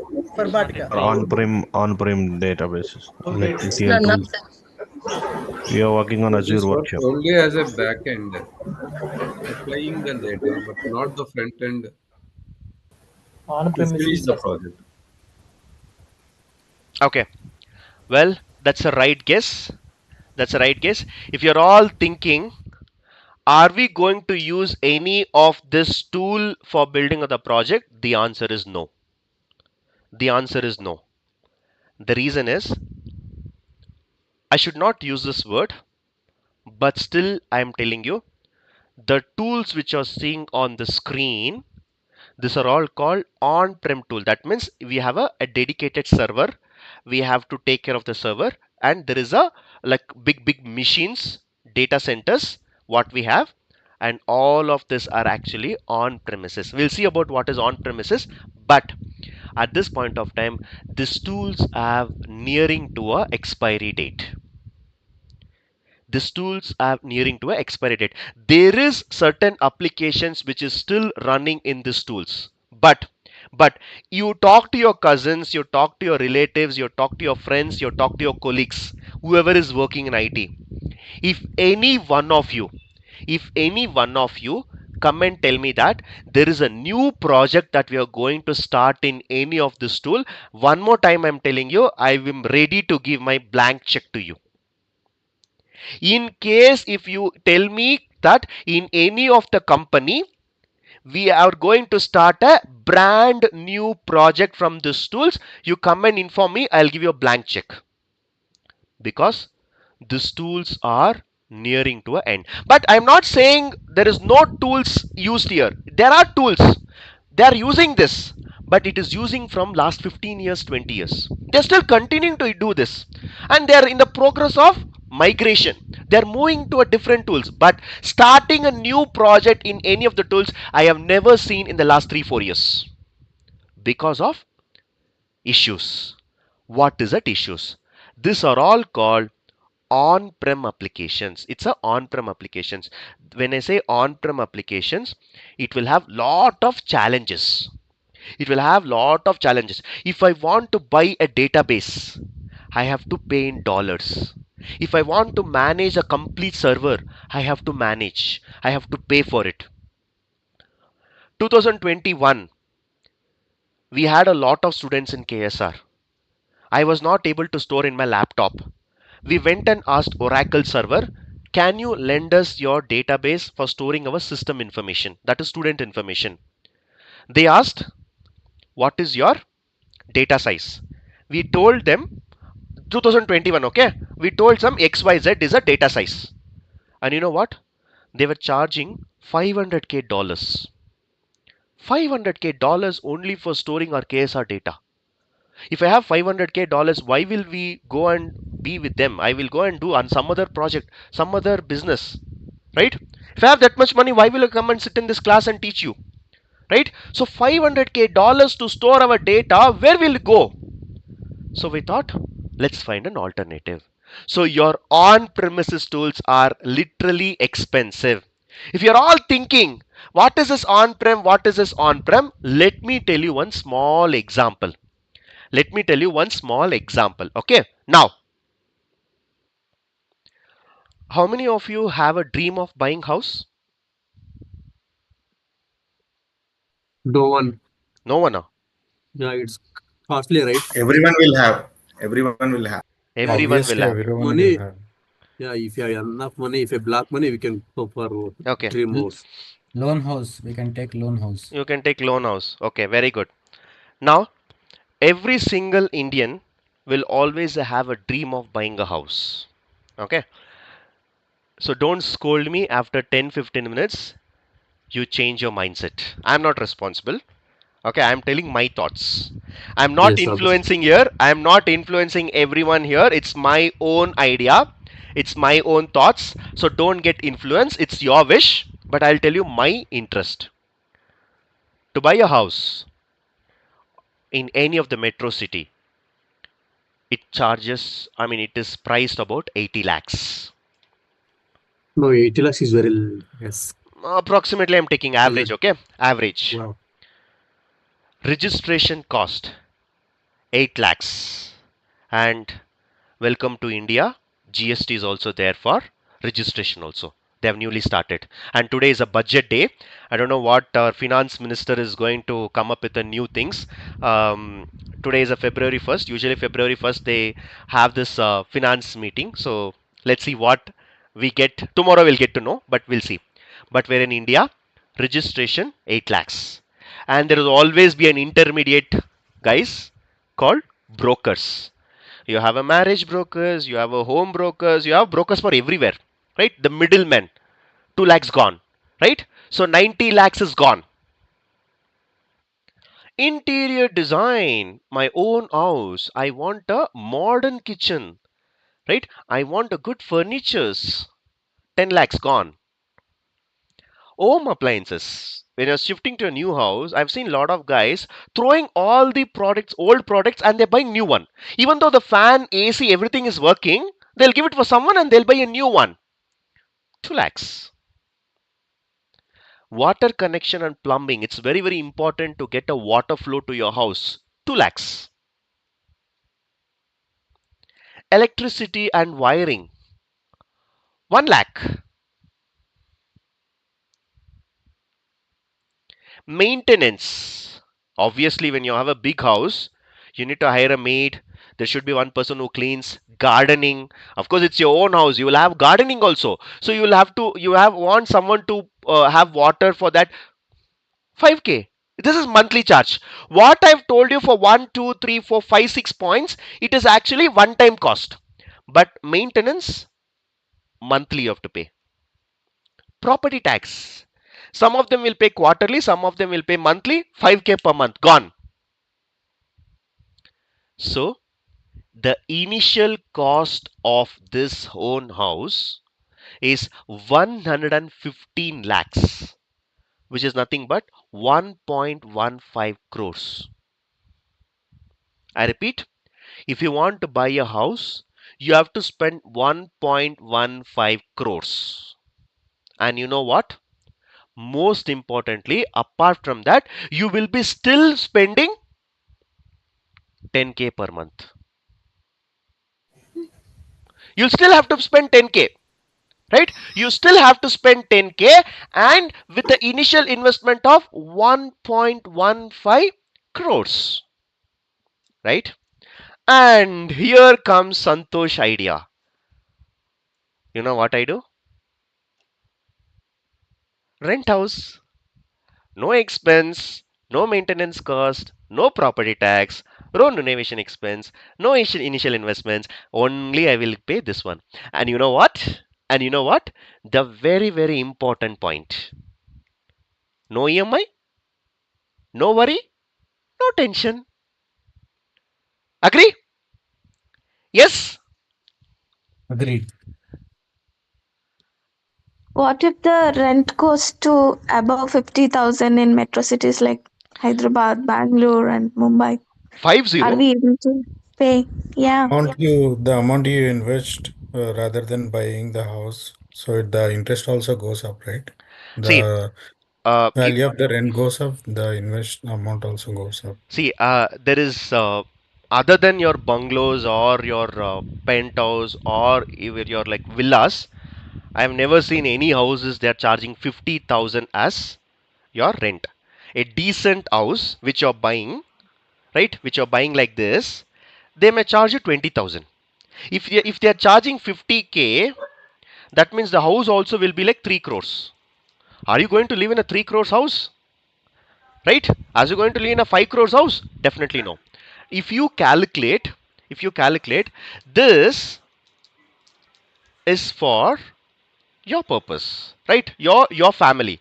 But here what I'll get? I will not get all of this, right? When I die, I'm not going to take anything. So why will I buy all this house? Just leave it. Simple. As long as you live without tension. That's what I'll feel. That's what I said, right? It's each and everyone's mindset. Some of my colleagues are like working very hard. I ask them, hey, why are you guys are working very hard? You know what they say? No, I have to buy a house. I say, why you have to buy a house? No, I have to buy for my kids. My kids has to have a luxury life. Come on, yaar, you give them education, let them earn, let them buy. What is the problem for you? You're already 30 plus. You will stay on this earth for another 20 years because when we are in India, we eat all pizza, burgers. We will not be there more than 70 years, okay? Everyone, right? This is a fact. This is a fact. We eat all type of junk foods. We eat all type of junk foods. All this pani puri, masal puri, vada pav, pizza, burger. I don't know how many of you plan for today to eat pizza and burger. Yes? We are into that world. We will not stay here in this for another 40, 50 years. Yes. All of you here of my age, let's say around 30. Maximum another 30 years you'll be there. For 30 years, you are going to pay a loan for 20 years. What logic is this? Right? Now, keeping aside, not arguing between a own house or a rent house, what I am trying to tell you is just go and stay and pay and use it. You will not be spending anything for your house. Yesterday, a small damage has happened to my geyser. The geyser cost was 8,000 and I did not fix. My owner fixed it because it is his house. I'm just staying as a tenant. Something goes wrong with his house, he will fix it. For me, the only one thing is just pay the rent. If I don't like this house, I can go to another house. But what you have to do? You have to sell it, and even if you sell it, welcome to India, you have to pay tax property, capital gain property. And this one, I can even claim it. Right? Well, I'm not here to argue or discuss between your own house or rent house, but I'll give you another example. If you see here, imagine you want to go for a gym for your fitness. Imagine you have to go to gym for your fitness. So what you do here? Are you going to buy all the gym products to your house? First of all, you need to have a space. You are already staying in 200 square feet of your house. And where will I go and buy all of this? And you see the price, 38,000, 27,000, 7,000. I just took a screenshot just before the class from Amazon. If you want to buy a gym equipments, or you can use a membership, high investments, right? High investments, high maintenance, space is required. You can only sell it to others. That's the only option. You have a limited option. That means you can buy only 4 to 5 to your house, and it's all going to be one time. And the average cost that you go and buy your gym equipments is becomes 1.1 to 1.5 lakhs. And if you want to use a subscription, no investments, no maintenance, no space, you can cancel anytime, you can upgrade as you want. You are a gold member, you can become a premium member, you can even become a diamond member, you can do whatever. And here you will have to pay as you use. And on an average, you will just spend 15 to 20K per year. Per year. Maximum another 5 years if you go also, you will pay only 1 lakh. But what about others? That side you are paying 1.5 lakhs only for buying equipments. And maintenance, who will maintain? You have to put oil, you have to put clean, you have to clean it, you have to like remove all the dust. Who will do all this? If you're not satisfied with the house example, I think 100% you should be satisfied this. Is there anyone who will buy all the equipments? I heard couple of people saying that there is a benefit for own house. What if rent becomes 50,000? Now, is there anyone who can argue with me on this topic? Is there anyone who still say that, oh, I'll buy all the equipments and keep in my house? Anyone? No, No. I don't want to argue. But this is the right point as you're connecting this with the cloud services which we do on a rental basis, right? Yeah, that's the point we are discussing here. All keeping all the examples aside, my only concern is want to explain you the importance of just renting it.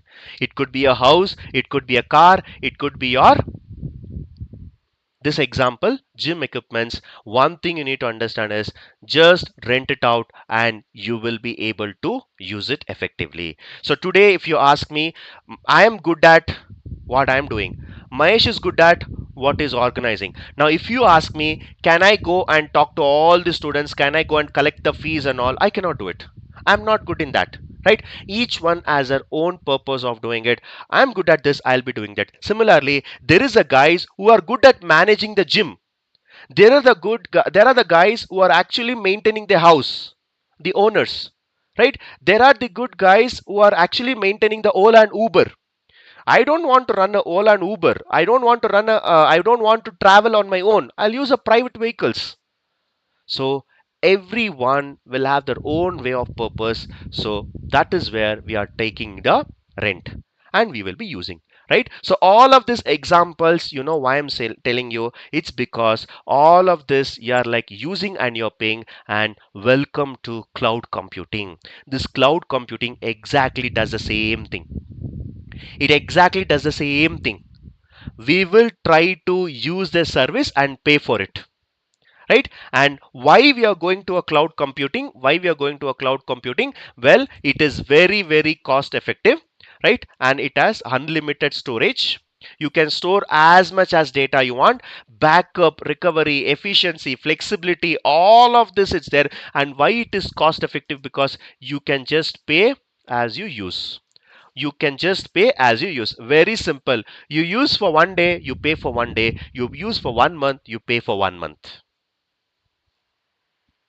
Right? Now, here we have different cloud services. And in that, we have Amazon's product, Amazon Web Service. We have Microsoft's product, Microsoft's Azure, right?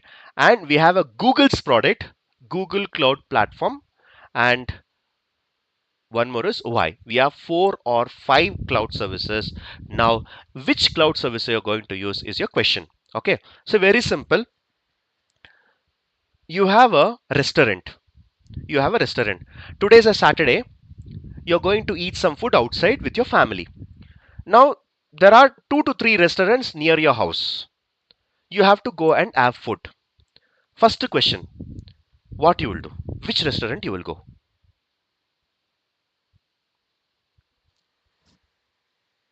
Tell me.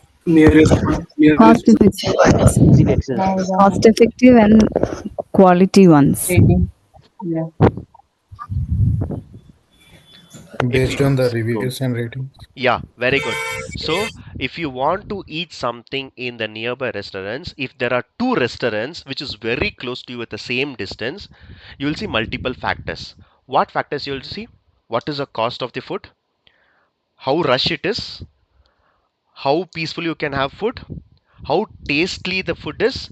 And how the waiters and servers will treat you, right? And whether you will have a parking, right? And how the entire overall rating, Google reviews, all this rating, only then you will go and see. But two restaurants are providing similar food. Same Chinese is there, Italian is there, South Indian is there, everything is there. The two restaurants are providing exactly the same thing, but what you choose depends on your need. Do you want to have peacefully? Do you want to eat fast, or do you want to eat bit tasty? Can you compromise on the distance? Can you compromise on the parking? All of this is a person who decides, is you decides. Now in the same case, if you see here, among these four cloud services, which one I will choose, it's completely depends on my need. Whether I should go for AWS or should I go with Azure, it's completely my interest, right? What is my need? But let me tell you, among these four, one of the top cloud service which has a maximum market share is AWS. The second position goes to Azure. Third position goes to Google Cloud Platform. See, I'm not saying this is the third, it's not doing well. It's just a market share, because nowadays our companies have also started using. The more the companies are using, they have given a market share. But in our workshop, we are going to build one project on Microsoft Azure. Okay, we are going to build a project tomorrow that we are going to build on Microsoft Azure. Now you may ask me, why are you choosing second option? Why are you not choosing the first option? Well, the top brand iPhone is, the top brand phone is always Apple, right? So Apple's iPhone, there is no other uh, competitor who can reach up to the Apple's revenue, right? Now, one of the top brand is Apple's iPhone. Can I say all 200 people in this batch have an iPhone?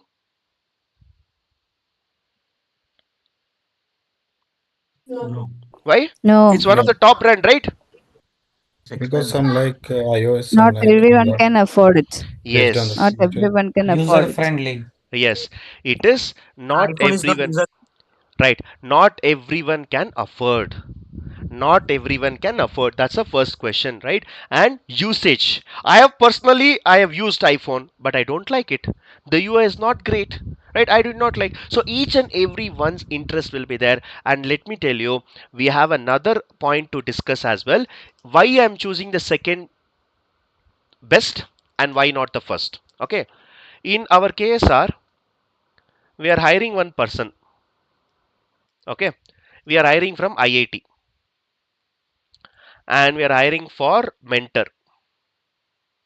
Okay, or maybe rather than mentor, I will say that we are hiring for finance analyst. That means the person has to be responsible for collecting fees, like tracking who has paid how much. All of this we want a finance or maybe a CA.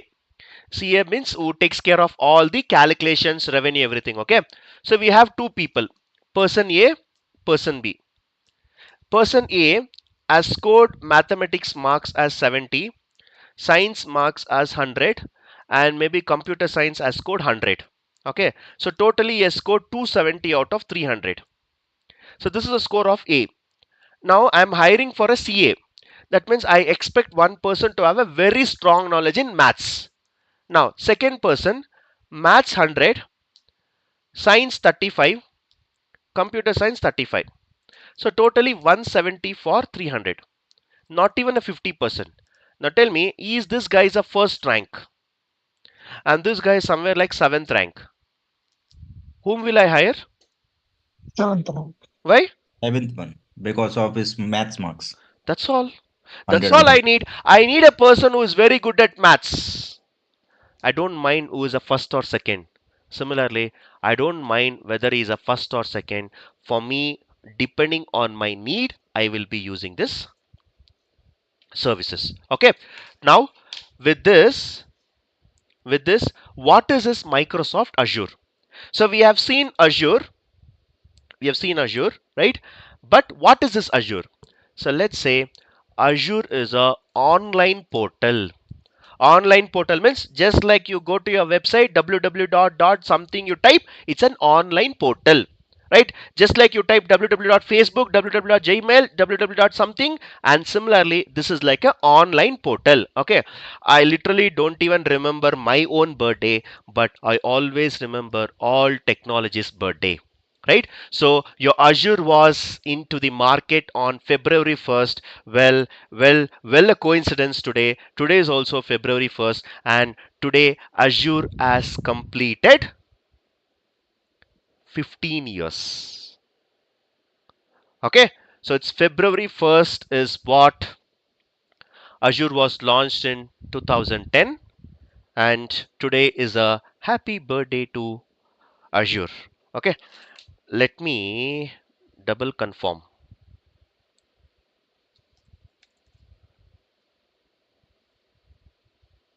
Yes, February 1st, 2010, right?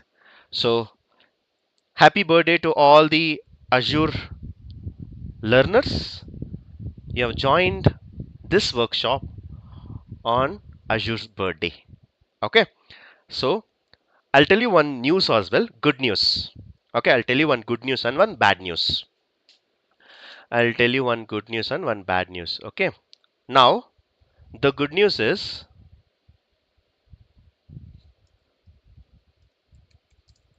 good news, bad news. First of all, which one you need first? Good Bad news. news. Bad news. Bad news first. Bad Okay, news. Bad news. bad news first. Okay, Good news.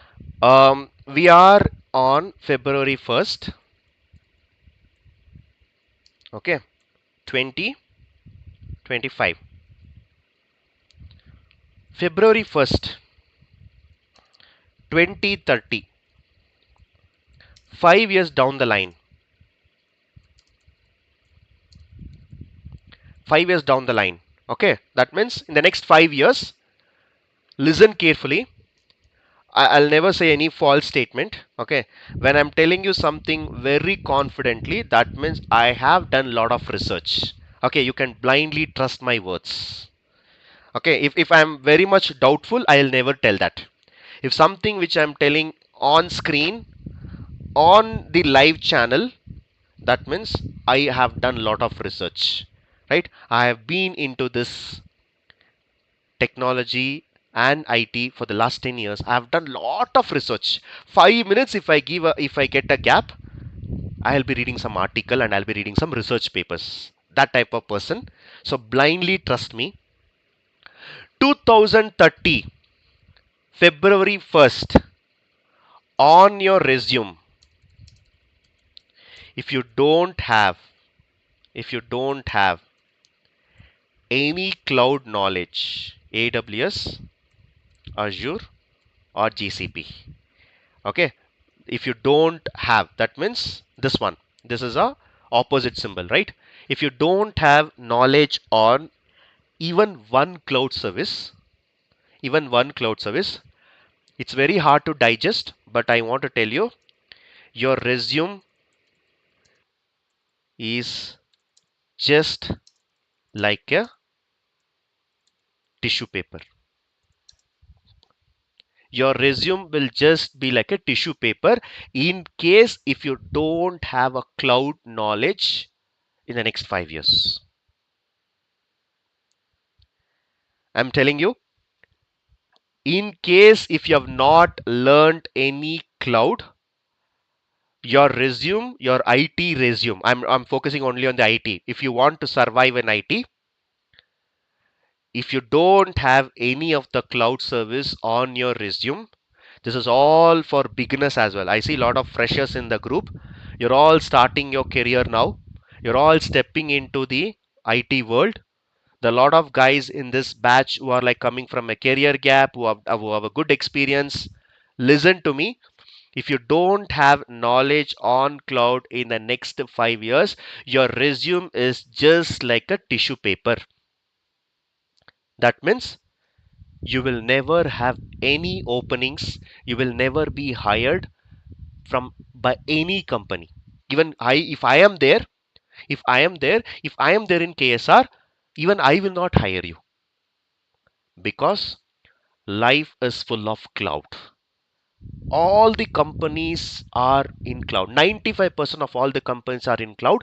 In the next 5 years, there will not be any on-prem. Everything will be in the cloud, right? So that's a bad news. That's a bad news. And you know what is the good news?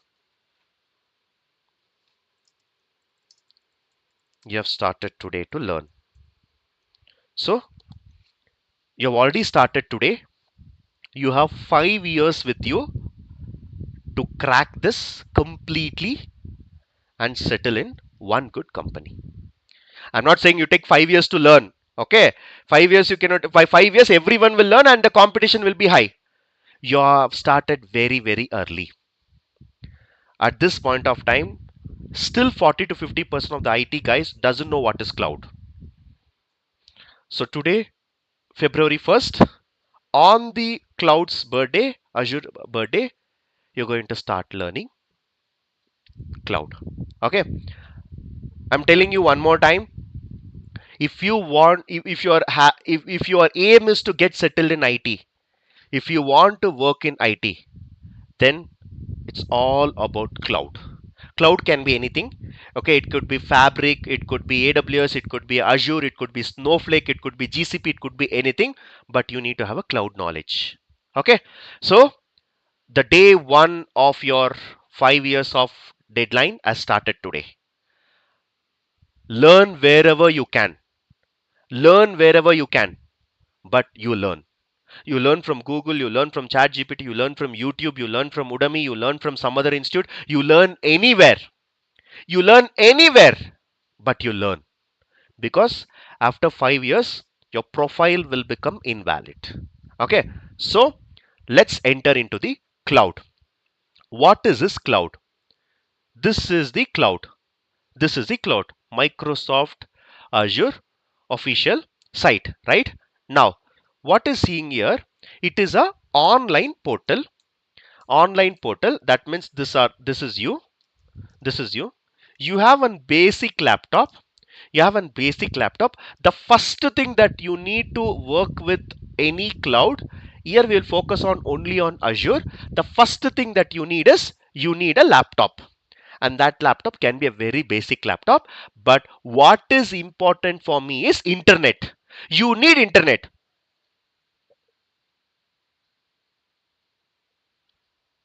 You need internet. From the internet, you log into Azure portal. I have done that. I have done that, right? Let's say portal.azure.com. This is a site that I'll be logging in. So this is a site. Okay. So this is where I will be logging in. It's a portal, website portal. Okay. Now come back here. Once you log into internet, once you log into portal, you go and request for some machine. Like I need a 16 GB RAM, 1 terabyte of hard disk. You request a machine.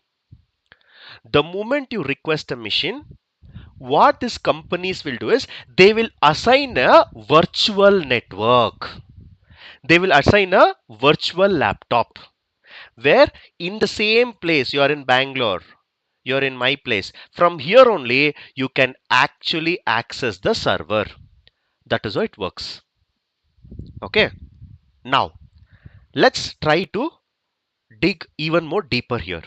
It's the second largest cloud in US or US based company. If you see, right, there is something called Fortune 500 companies. In India, we call Nifty 500, Nifty 50, Nifty 100, right? The top 50 companies.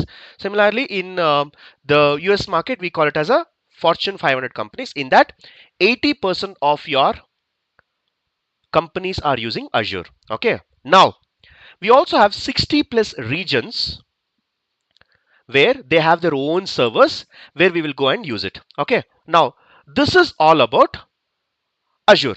So can we go and see? Can we go and see what is this Azure?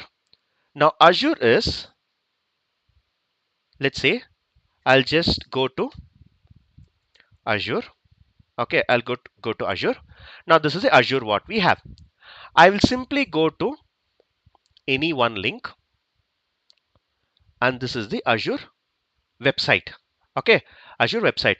Now what I will do, it is saying that make your platform AI ready with the streamlining migration to Azure, and they are also giving some 30 days free. All is good. Okay, all is good. Let's do explore with AI. So if I go here, you'll see a lot of articles, and everything is actually in the website itself. Everything is actually in the website itself. Okay, so what I do now, I'll go to explore. I'll go to explore. You can read out all this. It's just like a website for you, right? You can read all this.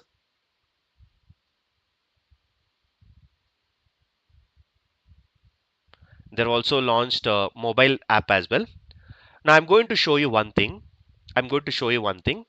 Listen carefully.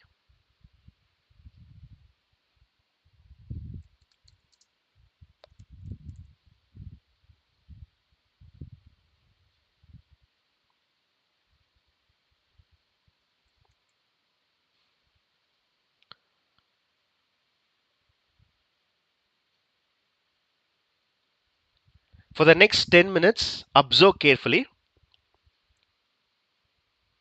If you're all thinking, how does the Azure Office looks like? Okay, how does the Azure Office look like? In India, we have three main centers. In India, we have three main centers. Where is India?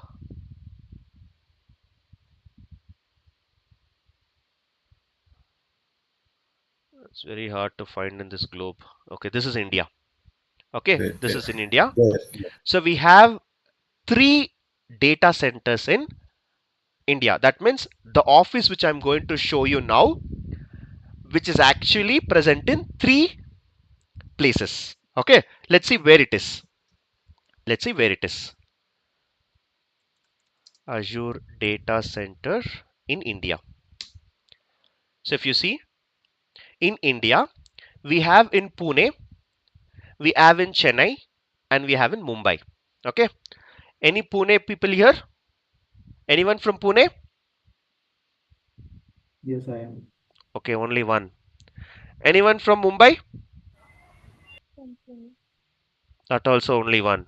Anyone from Chennai? Yeah, from Mumbai. I'm from Chennai, Santosh. Chennai. One. Chennai. Chennai. Okay, I can hear a couple of voice. Okay, now in India, we have centers in three places. Okay, so we have in three places. Okay, Azure is present in Azure server or Azure data centers is present in three places. So one is Central India, one is South India, Chennai, and one is West India, which is in Mumbai. I'm literally shocked why it's not there in Bangalore, right? I don't know. Bangalore, I expect Bangalore to be there, but they are recently starting one more server. Any guess? Hyderabad. Hyderabad, it is already there. No? No, it's not there. So No, Microsoft it's data not center, functioning. yeah. It's in So construction. Microsoft data center in Hyderabad, it's office actually, but we have Azure Hyderabad.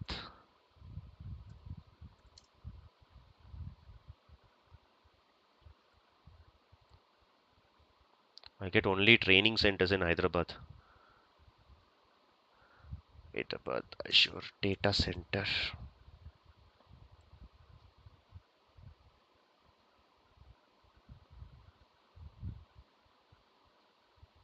No, not this. Yeah, your who's the CM in Andhra or Telangana? I am not from Andhra or Telangana, so I don't know all this. Who is the Revant CM? Reddy. Revant Reddy, Telangana. Revan Reddy, Telangana. Andhra? Chandrababu Naidu. Chandra Babu. Chandrababu Naidu. Chandrababu Naidu. I can see some Telugu voice.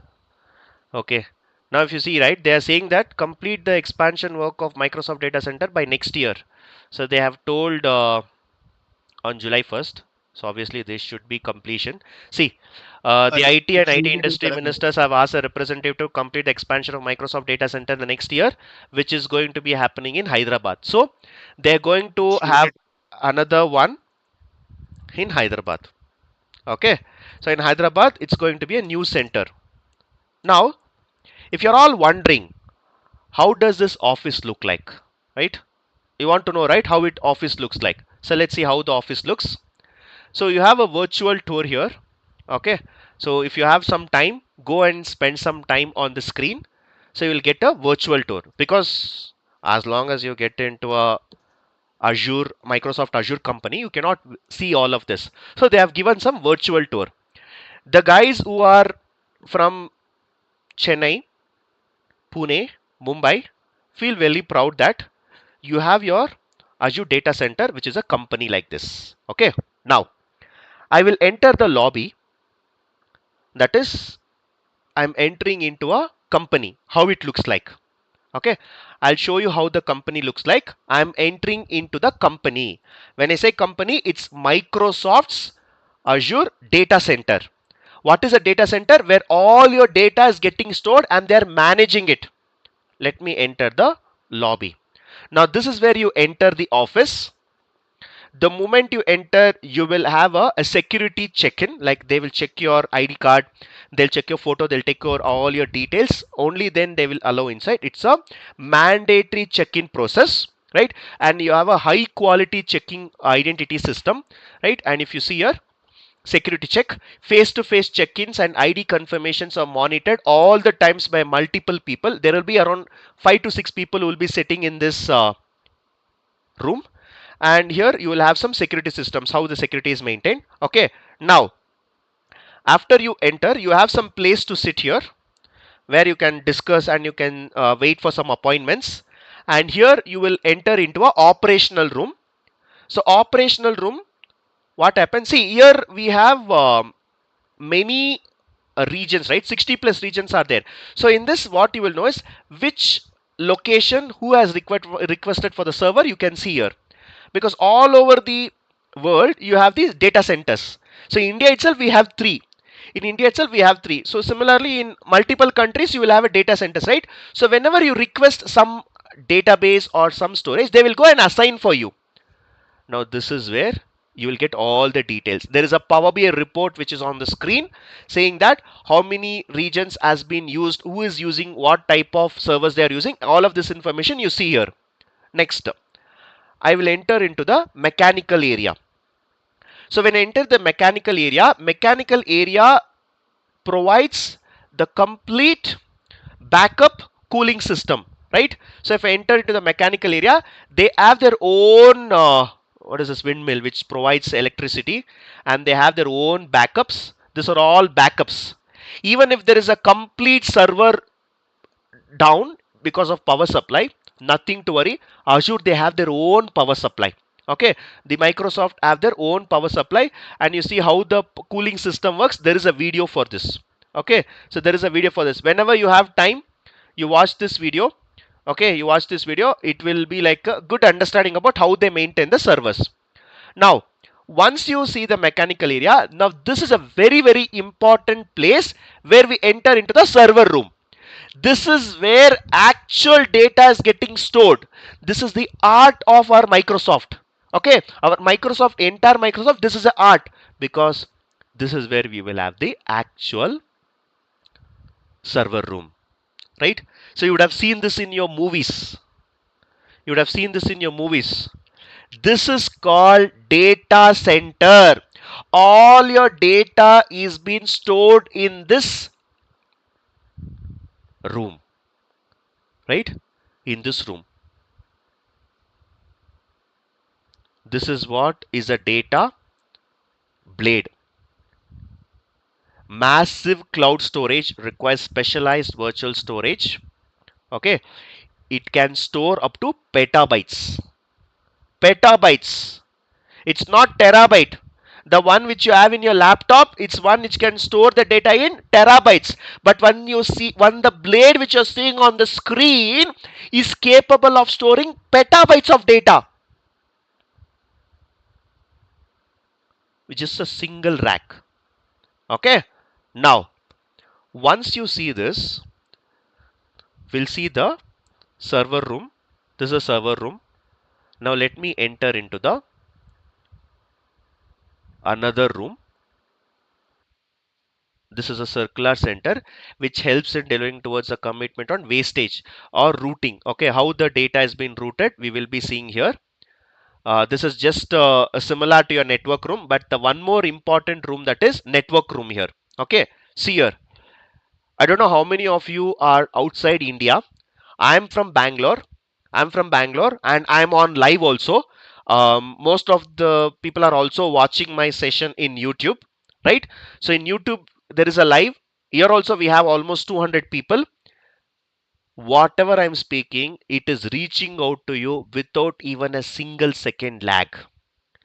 That is because of this network room, right? You are in India, you are in US, UK, Canada, Germany. It's night, day, wherever you are in the world, wherever you are in this earth, planet Earth. If you have the link to this, you can attend. And I am somewhere in a closed room in Bangalore, and we are 35,000 kilometers difference away, but you can still listen to me. You can still see my screen. That's the power of network. How the network is happening. Now we will be entering into the network. Data travels from servers to network room. This is how it travels. Okay. Now I'm entering into the network room. I'm entering into the network room, and this is the network room you have, right? And this, all this wires you see, right? This is called optical fiber cables. Information is passed through cables only, right? And you can see how this has been transmitted. One small video I'll play how data travels. Right, I'm speaking in Bangalore, and you guys are from US, UK, Canada. How are you able to receive this information? How are you able to see my screen? There is a small video. This is how the data cable goes. Right, just observe carefully. All your orders, what you're doing, the online communication, the meetings, you place an order, the bank transaction, every single thing what you do is all connected to the network room. Today everyone is able to connect over the Zoom call. Wherever you are in the world, I can simply open my camera and we can do a video call. That is the stage we are in this 2025. And if you're all wondering how the data is traveling, here is the video for you. This is all called optical fibers. The information is passed through these cables.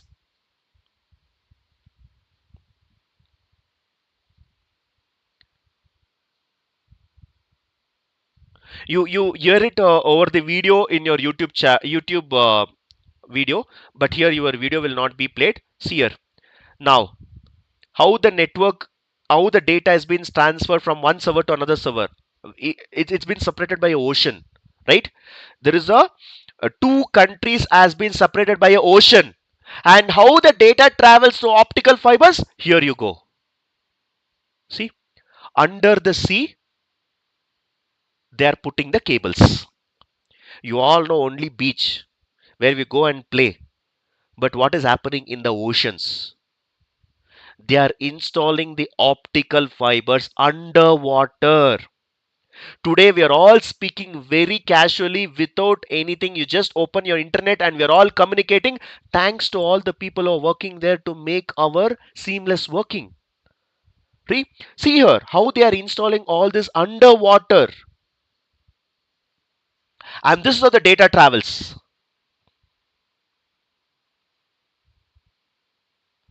And today we are happily connected over video calls. And in the back end, this is all networking that comes into picture. See, all these are data centers. The actual data that you're going to push will be stored in this data centers.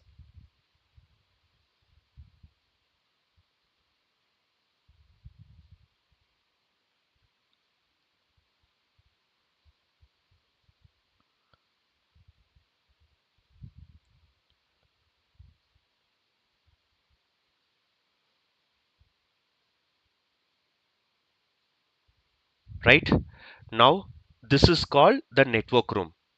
and finally we'll end to the innovation room. In the recent times, these guys have also starting some new project. So what they're doing is, this is something called Project Natic. It's actually a submarine, like the one which goes inside the water, that they're working on one project. They're working on some quantum computing. All the processor that we have, right, they're even moving to a like quantum computing, they're improving it. So all these are projects that they are working on, right? Say there is a liquid immersion cooling system. What is happening in the current laptops and current system? Cloud AI is processed on advanced chips that can run too hot for conventional cooling systems. For example, you switch on your laptop for 3-4 hours, it will become heat. Now they are introducing a new immersion liquid, which you use it, your system will always be cool, right? It will not become heat. So those type of projects they are working upon, right? Now this is all about our virtual tour. If you're all thinking, in Pune we have one data center, just like what I've shown you. In Pune we have one, in Chennai we have one, and in Mumbai we have one, and in Hyderabad we are going to get one more. Okay, now I'll tell you one small point here. I'll tell you small point here. Till now, whatever I spoke, whatever I explained as a KSR employee, KSR trainer, right? I was very true to KSR, correct? Every single point I was sharing you, I was sharing my knowledge. But for the next 5 minutes, I am not KSR employee, I will be Microsoft employee. For the next 5 minutes, the discussion which I'm going to make, I'll be working as a Microsoft employee. Now, the guys who are in Pune, Chennai, and Mumbai, if you feel like you want to visit this data center, which I've shown you as a virtual tour, okay, you try to go and find the address. You try to go and find the address. Azure Data Centers, Chennai address.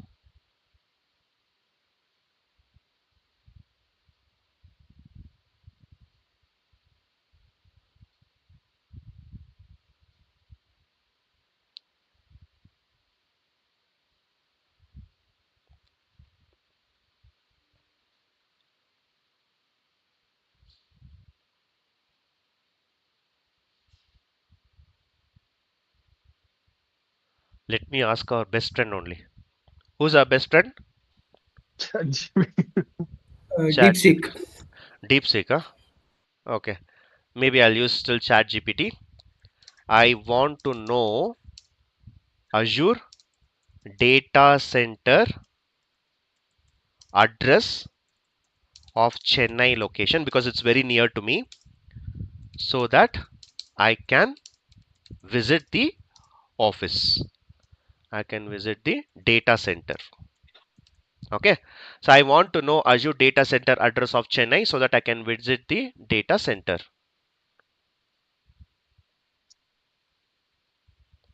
Microsoft does not publicly disclose the specified address of its data center, including the one in Chennai, due to the security and the confidential consideration. Visiting these offices is not possible. But there is a Microsoft Office. Microsoft Office is different. The data center which I asked is different. The data center which I've shown you now, like I shown you virtual tour, right? I shown you virtual tour, right? This is not at all displayed or not at all publicly given to us. Let me tell you, even Google Map will not tell you where is this address. Even Google Map will not tell you where is the address. You will not know any of the data centers. Okay, I'll give you one challenge. The guys who are in Chennai, the guys who are in Pune, the guys who are in Mumbai, take a cycle, roam around every single street in your place, right? Every single street, every single main road, every single cross street, everything you roam around, you will never find this data center. That's the high level security they are maintaining. They have not even disclosed where they are. Even Google Maps will not know where is the centers.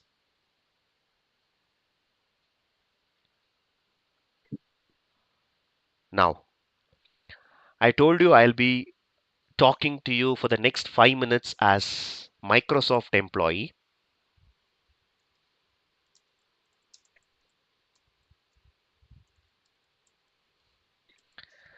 I know the address of Chennai location. Personally, I got a chance to visit this office as well. Now tell me, do you want me to tell the address? Yes, please tell the address. You cannot do anything now. No, Santosh. Might be under this. Google Map is not It telling is you the not this. address. Google Map is not telling the address. I'm telling I have visited the office. I am a Microsoft employee. I work in Azure department. I got a chance, very grateful to Microsoft. I got a chance to visit the office. That's why I told you, right? All this time I was talking to you as a KSR employee. You asked me everything I would have revealed. But now I'm working as a Microsoft employee. So this is always a fight between me and Mahesh also. Mahesh keeps asking me, hey, you're very close to each other. We are running a business. Why can't you tell me the Azure address? I say, why it is needed for you? And you know they will not allow. But still he is very excited to know. And I haven't even revealed to the internal people. So that's how I'm grateful to my company. They may fire me tomorrow. I don't care. But as long as I'm in that company, I have to be very grateful because they have taken me to this office to understand how the data centers looks like. Okay. Now, still, I'll promise you one thing. You want to know the address? I can still tell you. Okay. I have not told to Mahesh, I have not told to any leadership team in KSR, but I have told this to two students. My students, I have told them, like just like you're all my students, right? So I have told to my students, but not to my Asian team. If I want to tell you, simple thing you have to do is get an offer in Microsoft. Come and meet me. I'll tell you where is the office. How to get a job in Microsoft? Sorry? How to get a job in Microsoft? How to get a job? That's is in your hand. You have to learn. You have to learn cloud. You have to learn Microsoft Azure. You have to clear the data engineering opportunities and get the offer. Simple. Sir, you can give us reference. Yeah, definitely. All the two guys who are working in Microsoft are my referrals. Okay, is a deal okay? If you want to know the address of any of the data centers, I would definitely give you, provided if you show me the offer in Microsoft. Is there any benchmarks to get into Microsoft, like certifications or anything? We'll talk about that. We'll talk about that. Okay, what you can do, what is this? But what I'm trying to tell you is, okay, jokes apart, facts apart, the reason why I'm telling you all this is how securely they have kept the data centers, right? How securely they have kept the data centers. See here, I'll open it one more time. If you're all wondering how come this they have disappeared from the Google map itself, right? Now that's the security they maintain. That's the security they maintain. See, the entire building, what you see on the screen, this entire building, it's of more than 1,000 acres of land is disappeared on your maps. We don't know whether it is on land or it is under land also, we don't know. Underground, that also we don't know, right? That type of security they have maintained, and not only in Chennai or India, wherever the data centers is there, they've all kept it very secure. Because what if someone goes and plants the bomb there, right? What if they're all terrorists there, right? What if something happens? Everything they've kept secure. But but this guys, Microsoft guys, you know what they have done? um I don't know how to explain this. Okay, see, they have small Microsoft offices. Okay, they're simply telling us this is a data center, but ideally it is not. It is not, right? So openly they are telling this is my Microsoft data center. This is in Hyderabad. In Hyderabad also there is a new data center that going to come, right? They are openly telling the address. They're openly telling the address. Okay, if I go and search that, Hyderabad,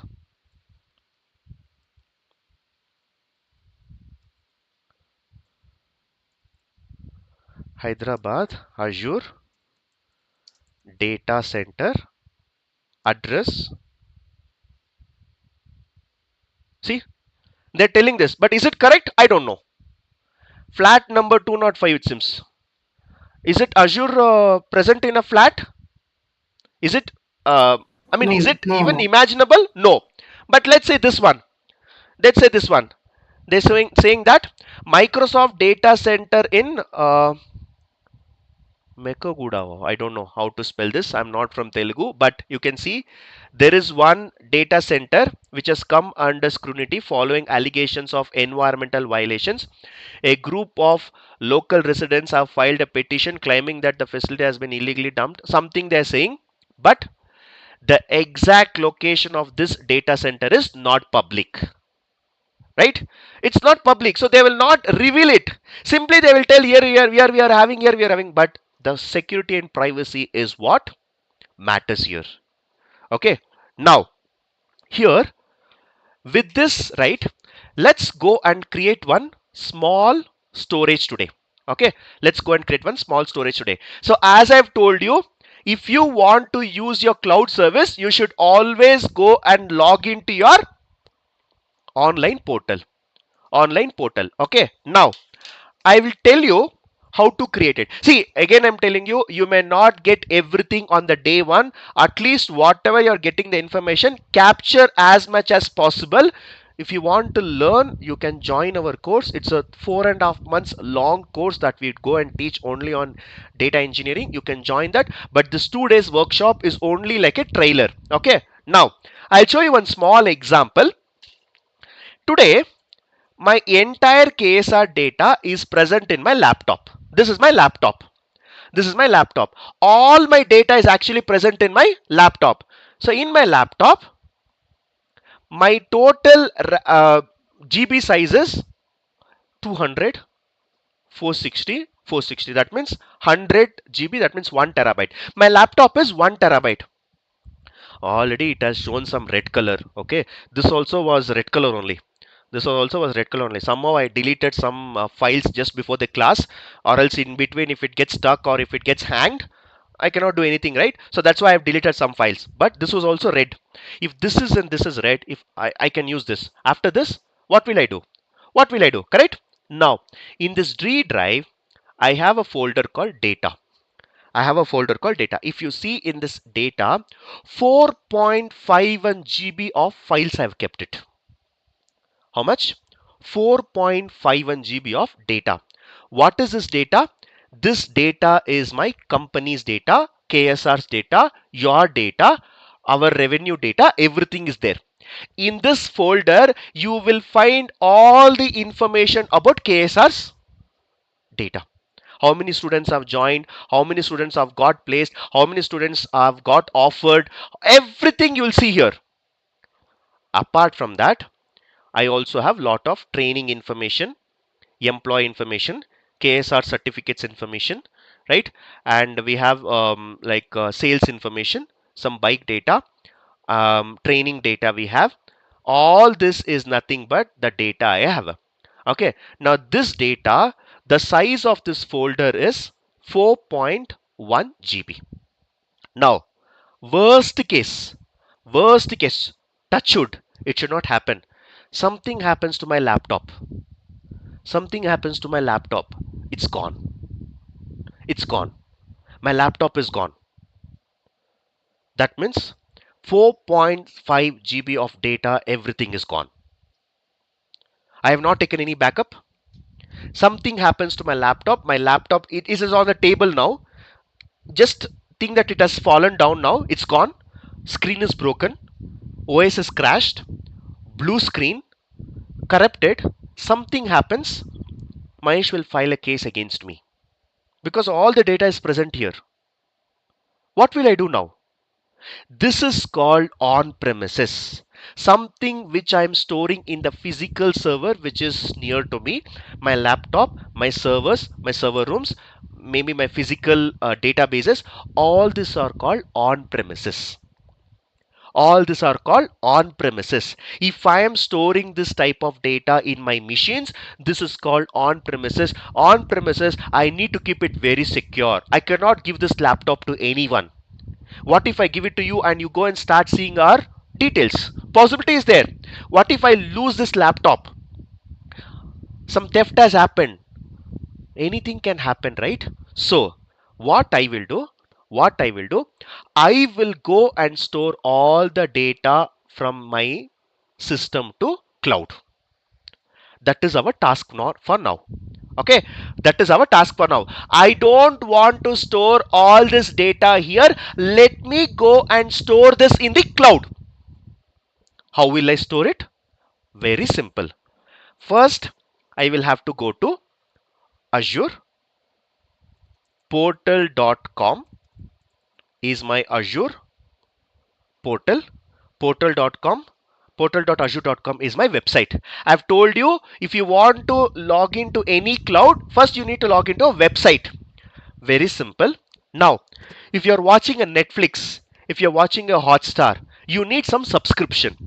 You need some subscription. So similarly, your Azure also have to have an account. Your Azure also have to have account because you have to pay the bill, right? You have to pay the bill. You are using it. You have to pay for it. So I will log in. Now, once if I log in, it will ask you the sign in details. Right? So if you want to create a new account, there is an option to create it. There is an option to create it. How to create a new account? Go here, Azure free account. Okay, create your account free. Now try your Azure for free.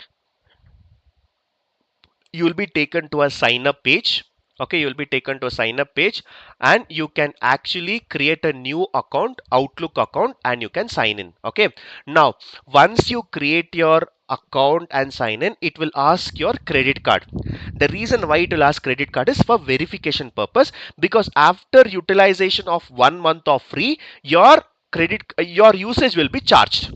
Right? See, whatever I am using, I have to pay for it. It doesn't come with free. It's a cloud. It's a cloud. Even in this case also, if I show you here, I'll go to the cost management. I have utilized some of the services, so I have paid for it.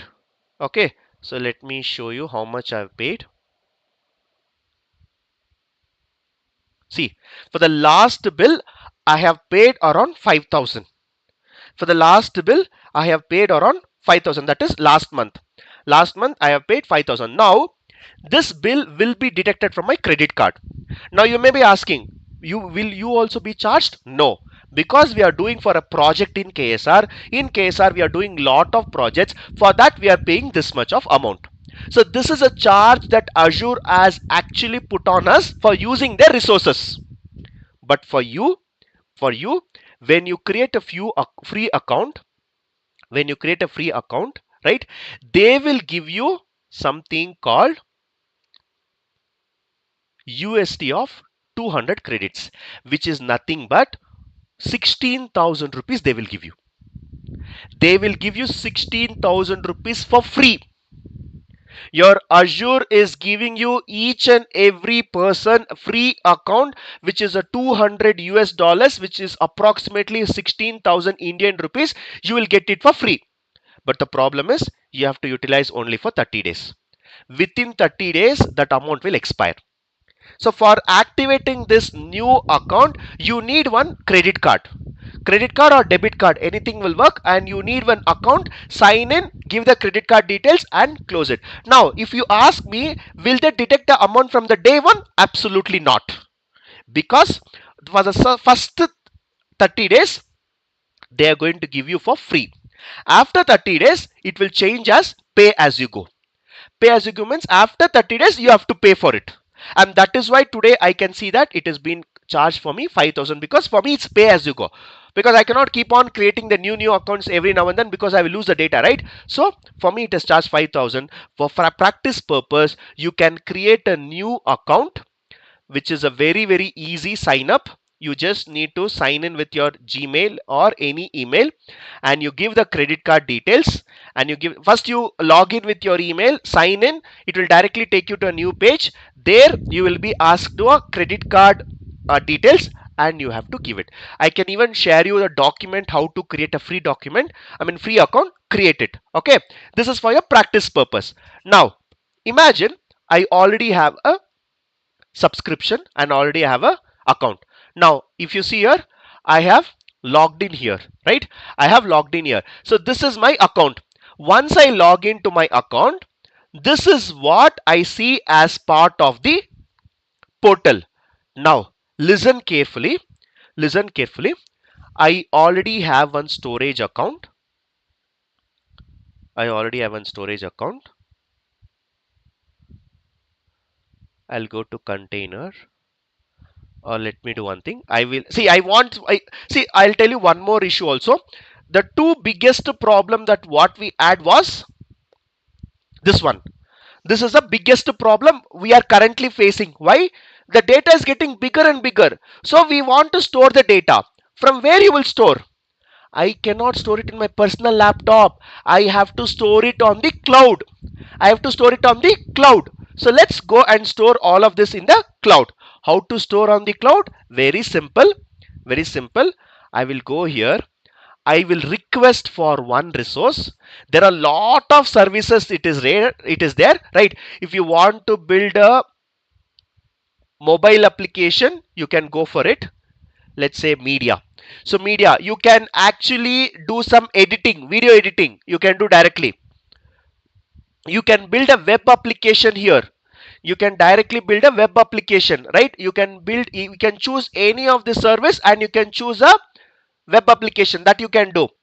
And let's go for Internet of Things, which I told you in the start of the class. This is going to be future. If you want to build any smart devices, you can do here. Machine learning and AI, speech analysis, chatbot, you can directly go and use it. You can directly go and use it, but you have to pay for what you use. Now what I want here, I want to store the data, because I cannot store it in my system. What I will do, I'll go to storage. I will create one storage account. I have to fill a form. The moment I fill the form, directly it will go and assign a storage in the server, which I've shown you some time back. I shown you one server, right? Data center.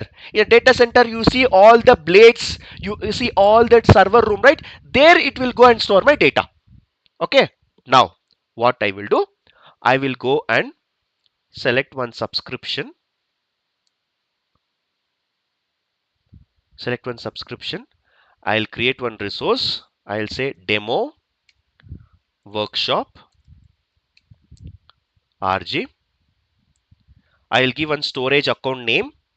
I'll just say KSR workshop data. Which region I want? There are so many regions where the server is. Let me choose the one which was near to me. My near one is Chennai, Pune, Mumbai. So these are the three servers where we had the data centers. I will choose the one which is very near to me. South India. So in South India, I will go and store the data. Now I will choose all of this. It's just a form, okay? It's just a form. Let me fill all the form. It's just a form. 1, 2, 3, 4, 5, 6. It's just a form, and I'll go and fill it. And within 1 minute, it will assign a server for me. It will assign a storage for me. Okay. Now I'll create one account. I'm creating one account which is nothing but my storage account. Now deployment in progress means it is going and requesting in the Chennai server, the data center which I've shown you, right? It will go there. It will see if there is an empty space. If there is an empty space, it will assign to me. That is what is happening in the backend. Deployment is in progress means it is actually assigning me a storage. So let's wait until it is completed. Let's wait until it is completed.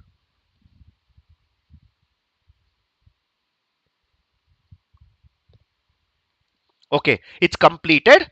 Let me go to the resource. Go to the resource. There is something called container. I will open the container. Container is nothing but like a folder. I will create one folder. The same folder what I had here, right?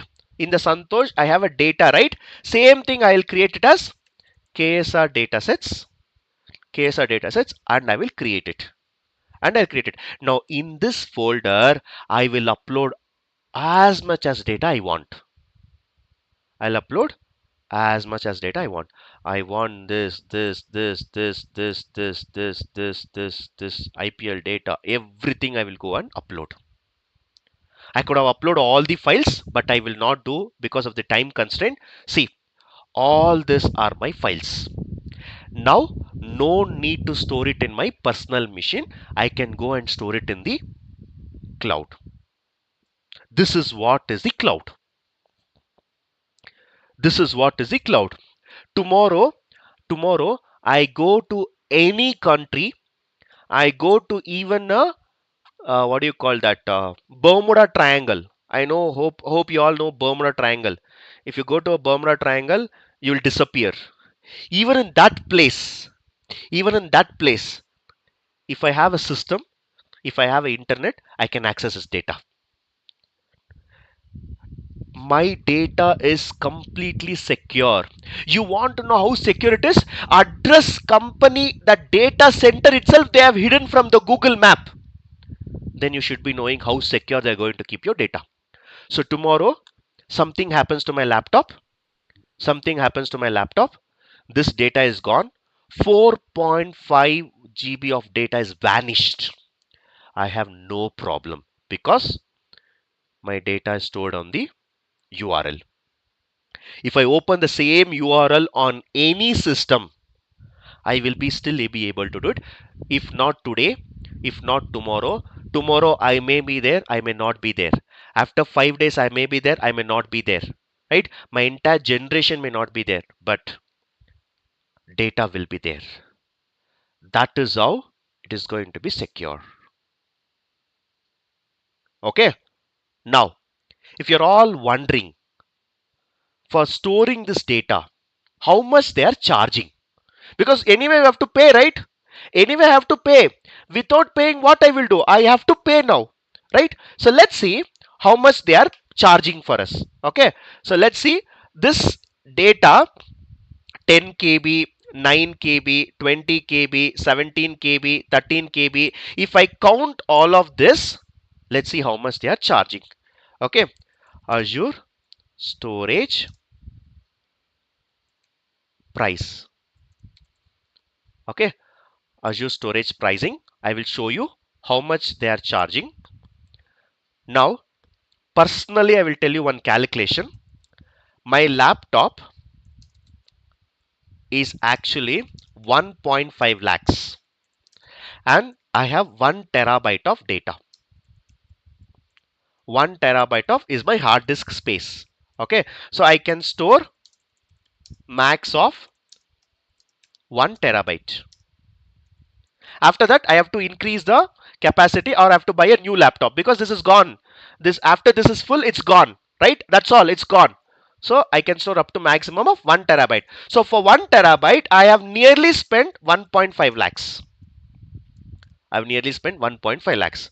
Now the same 1 terabyte of data, let's see how much this cloud is charging me.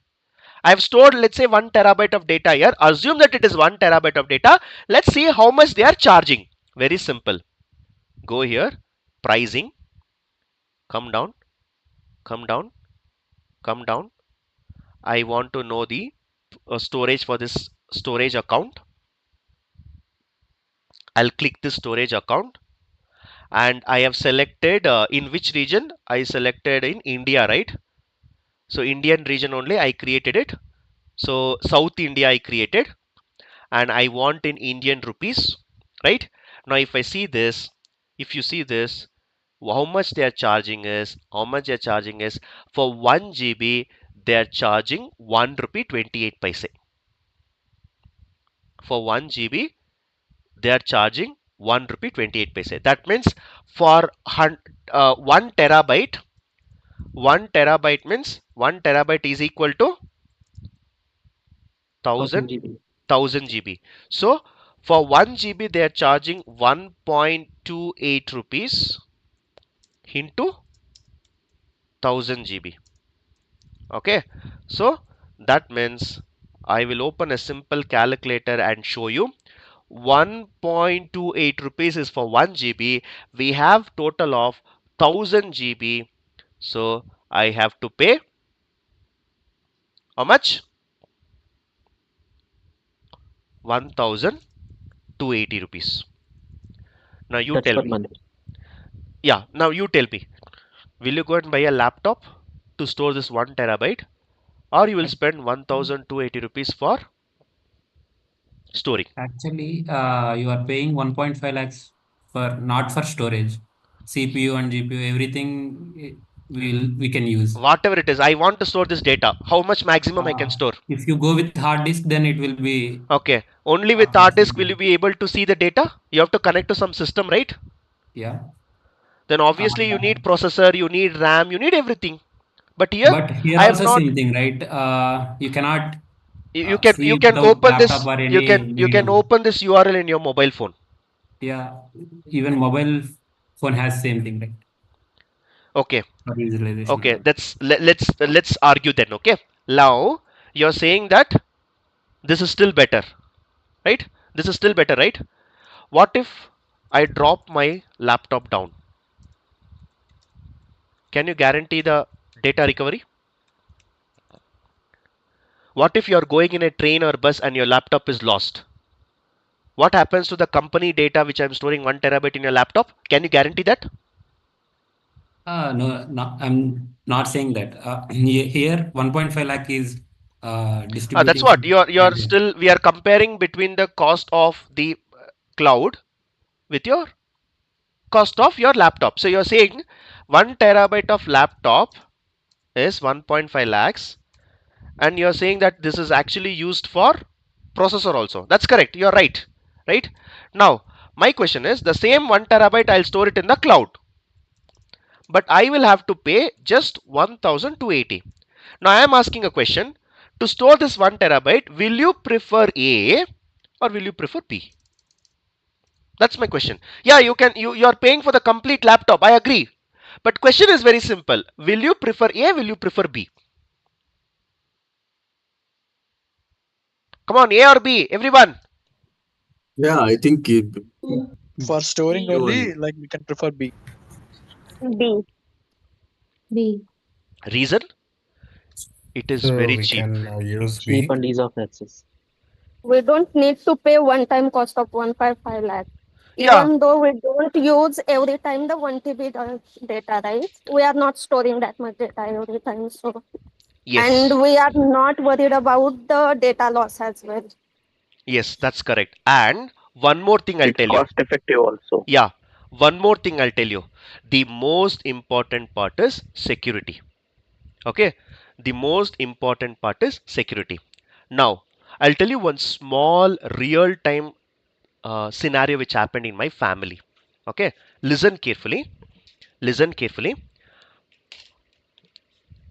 I have my cousin. Okay. He is actually 6 years old. Listen carefully to the story. 6 years old. Okay. He's my cousin. His parents uh, dropped me, dropped him at my home for 1 month. I asked him why. He is very addicted to phone.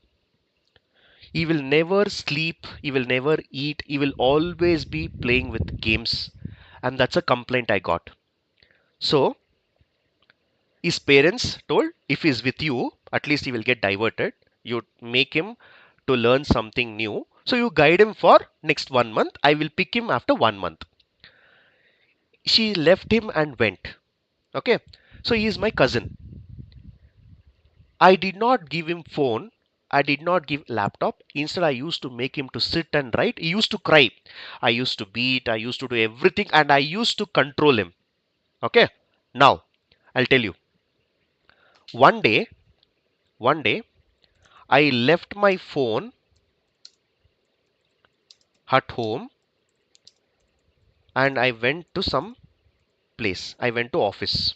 I usually sometimes I miss taking phones to office. Anyway, it's not allowed in my office in my cabin. So I left my phone. My phone password is 1992. I'm very openly telling you because you will not see my phone. So my phone password is 1992. You know what? My cousin, 6-year-old guy, he was able to crack my password. He was able to crack my password. He did this. You know what he has done? He first types 1234. If this is not a password, it will throw you a message. Again, this one he has tried. This one he has tried. The way he has done it, he has written in one notebook. Whatever numbers he is trying, he is writing it, scratching it. This is not the password. He is writing it, is scratching it. And he has tried every possible 4 numbers randomly. 1111222233334444. He has actually cracked my password in 6 hours. In 6 hours. I went office at 11 o'clock. 3 o'clock, my mom is calling that he is actually using your phone and he has cracked the password. Randomly he has entered and it has clicked. Right? 6-year-old guy has actually cracked my password. Okay. Now, if I give my phone, see, after 5 attempts, it will tell you wait for 30 seconds. Wait for 30 seconds. Again, after 5 attempts, again it will wait for 30 seconds. The way he was patiently done this, right? How easily he has cracked it. See, this is not a big deal. Even you can do it. If I give you my phone, if I give you 2 days time, you can still crack my password because after 5 attempts, it will still ask you to repeat it. You can still do it. Only for 30 seconds, it will get locked. And you know what? There is also a password generator app also is there. Okay. Password generator app is there. If I go and generate a 4-character passwords, this is a random password it will generate. Okay. I don't want uppercase, I don't want lowercase, I want only numbers and I want 4. Okay. If I do this, see,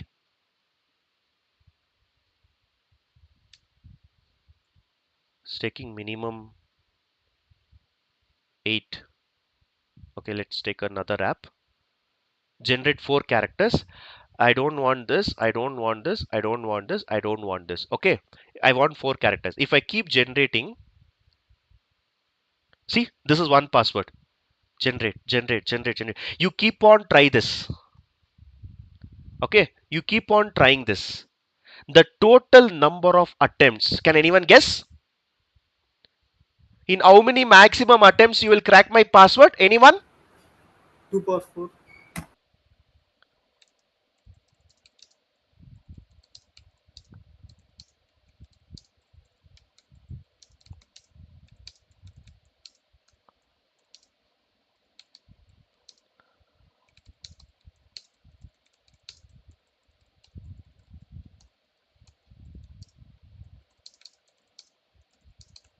Is my question correct? 10C4. 10C4. Is my question correct? Yes? Everyone? Everyone? Yes. If your phone has a 4-digit pin, The total number of possible combinations is 10 to the power of 4, that is 10,000 times. So there are 10,000 possible combinations I can achieve from 0002 to 999. And you know what?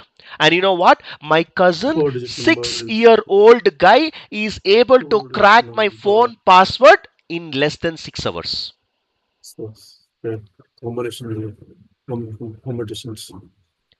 Right? Are you all with me? Yes? Are you all with me?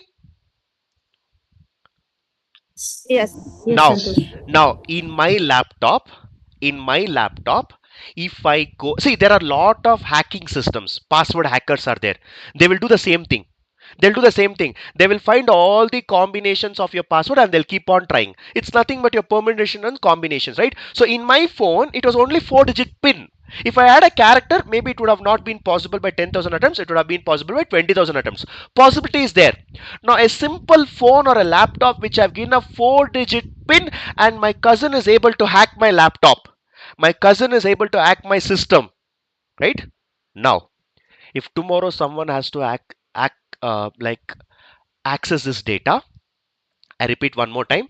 If tomorrow someone has to hack my data, if someone has to find out the password for this storage account, if someone has to access this password, and you know what is the password? If someone has to hack my system, they should know the password for the storage account. And my laptop storage account, my laptop data was, my laptop was 1992. Very simple, 4-digit. But if tomorrow someone has to access this data, right, I'll show you what should be the password. Access key. This is the access key. If tomorrow someone should go and access my data, if tomorrow someone has to access the data, that is this particular data in KSR datasets, if they want to see, imagine this is all training information of KSR's training information. If someone has to go and hack this, they have to enter their password.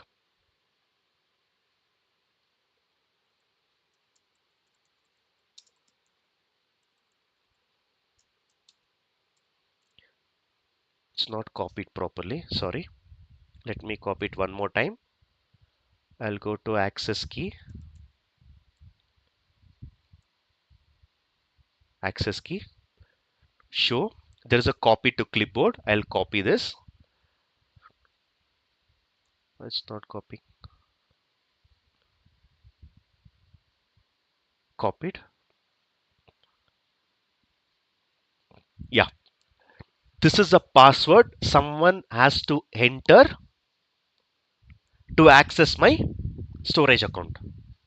And if you're stored in a laptop, right, anyone can access your data. Someone said laptop is better than the storage. Here is the proof for you. Now let's see the number of combinations my password can come correct. Here it was 10,000 attempts. In 10,000 attempts, I can find my password. Right? 10,000 attempts. If I give my phone to you, if I give one pen and paper, and if I give you one charger, 100% you will find out my phone password and you will see all the data. But if I give you my storage account, and if I give you my storage account, and if I tell you that this is the data I have, try to access it if possible. This is the data, I want you to access it. This is what is a password that you have to. Let us see what combination we have. Nothing to worry, we have ChatGPT to check how much combinations we have. Similarly, I want to hack this pattern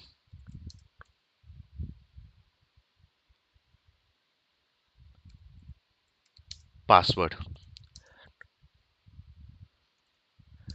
It consists of all numbers, caps, small, special. Can you tell me how many combinations does the hacker has to try to find my password? Here you go, ChatGPT. Thank you so much. To estimate the number of possible combinations for cracking your password, this one, let's analyze it step by step. Your password contains 88 characters. Your password includes lower cases 26 characters, upper letter 26 characters, digit 1 to 10, special characters approximately 32. So let's assume 32 common special characters are there. So total possible characters are 26 plus 26 plus 10 plus 32 plus 94, and the total possible combinations, since your password is 88 character long, the total number of possible password combination is this one. Okay, now 94 to the power of 88, can you give me in numbers?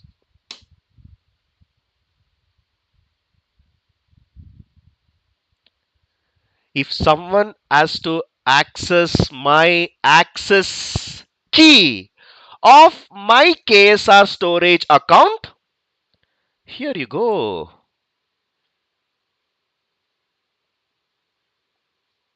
How many years you need to crack my password? This is a number of times you have to give a try.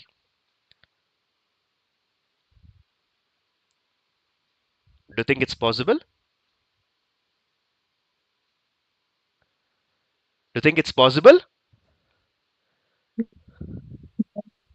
Come on, speak out. No. No. No.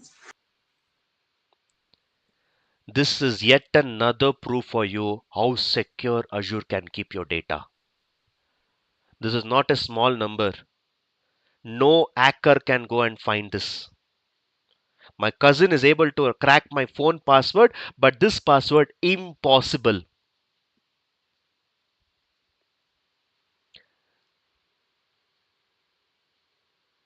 Making hacking practically impossible.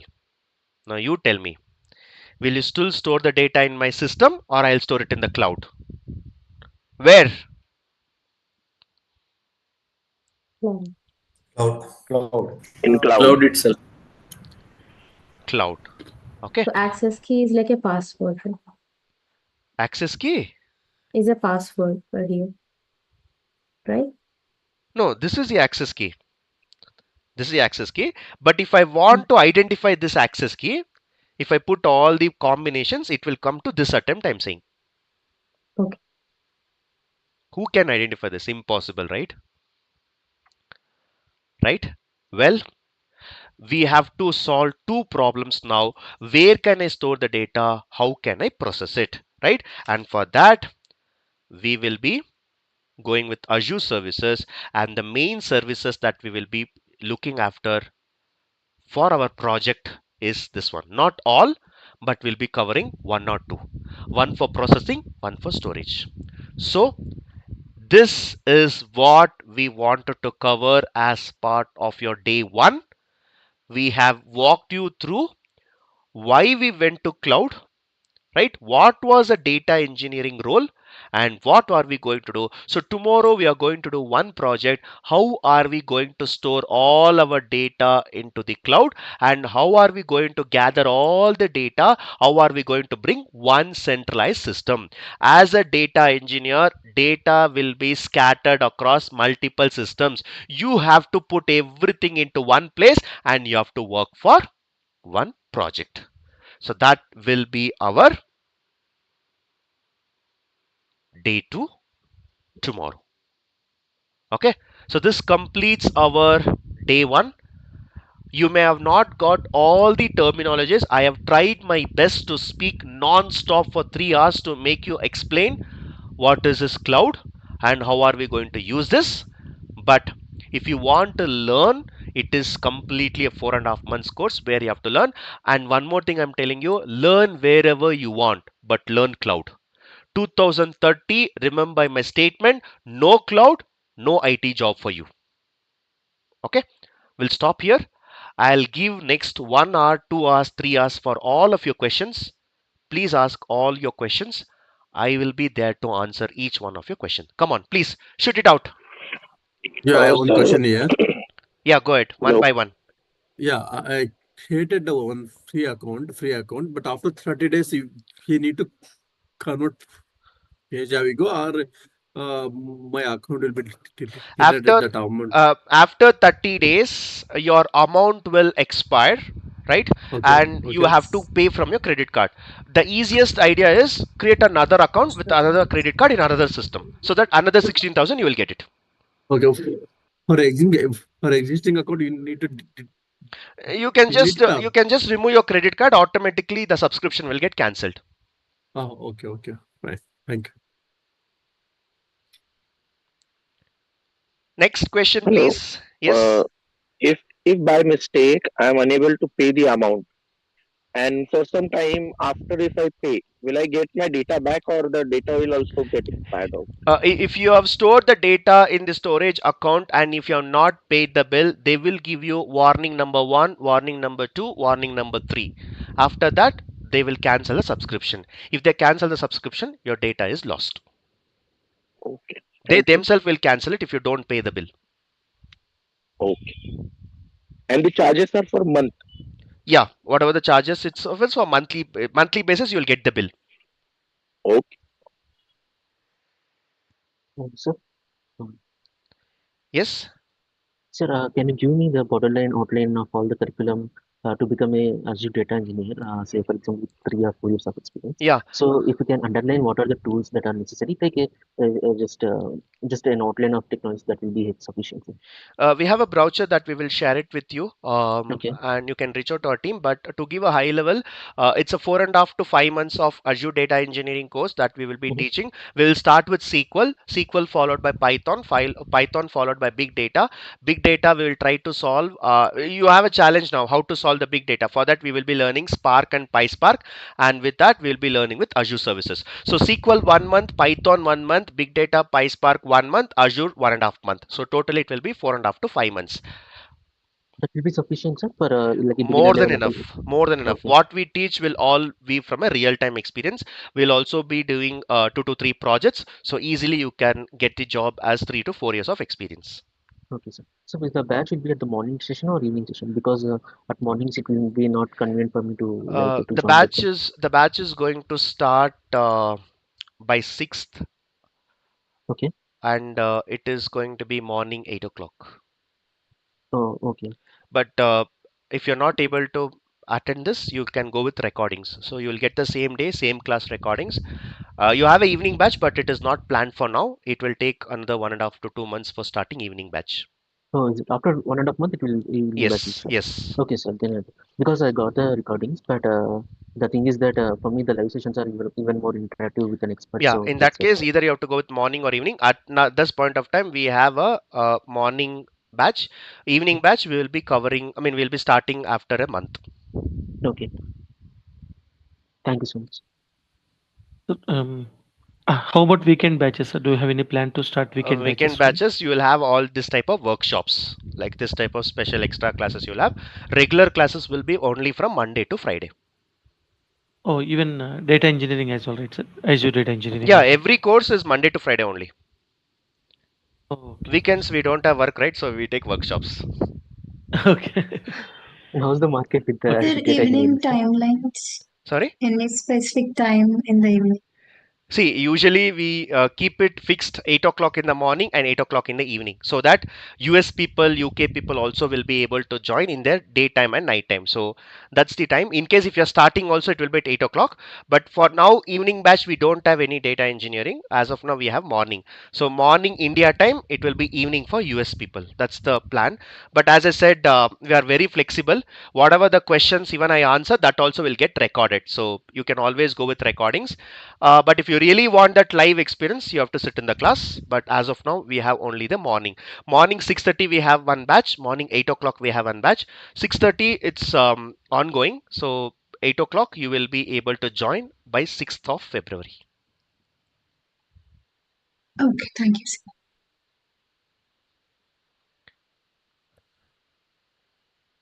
So tomorrow we'll be doing one project. So please be available. It's just a free of cost. You just need to sit in the class and understand. I'm telling you, you may not get everything, but I promise you something or the other information is going to your brain so that you will get to know what is happening in the backend.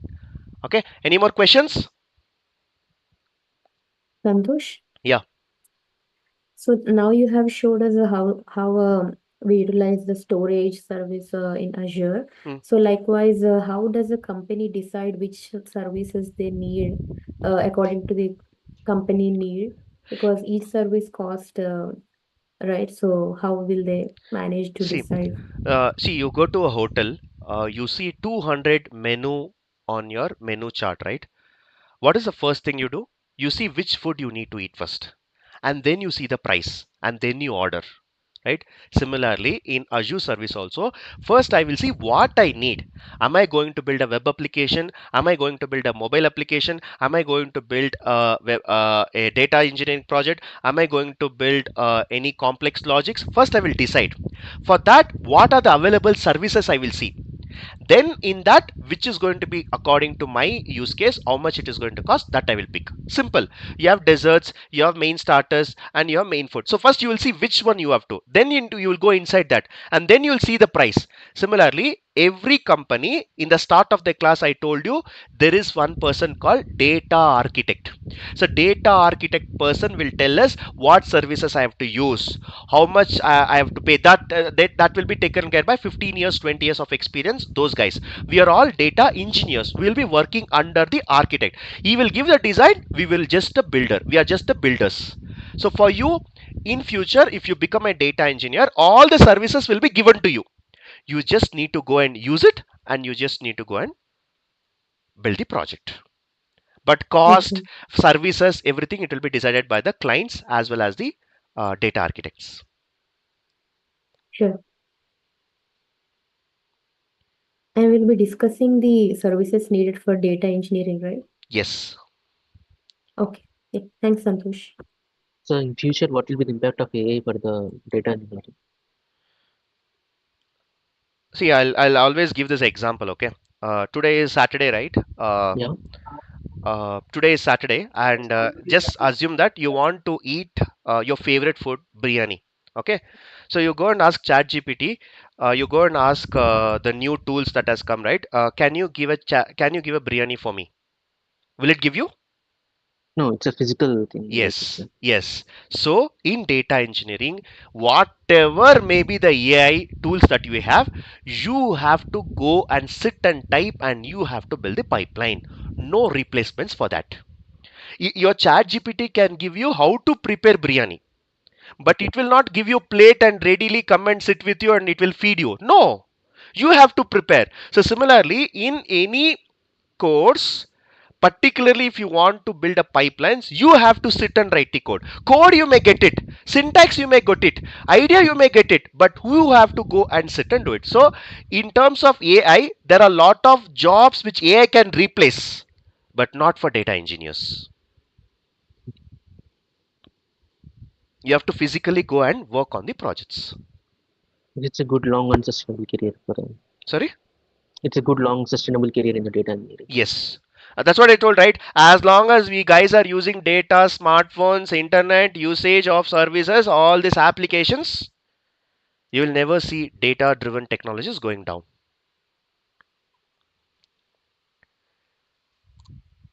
Is that clear? Yes. Sir, in the course, MS Fabric will be covered, sir. Yes, we will be covering MS Fabric as well. Oh, thank you. Great. Thank you so much.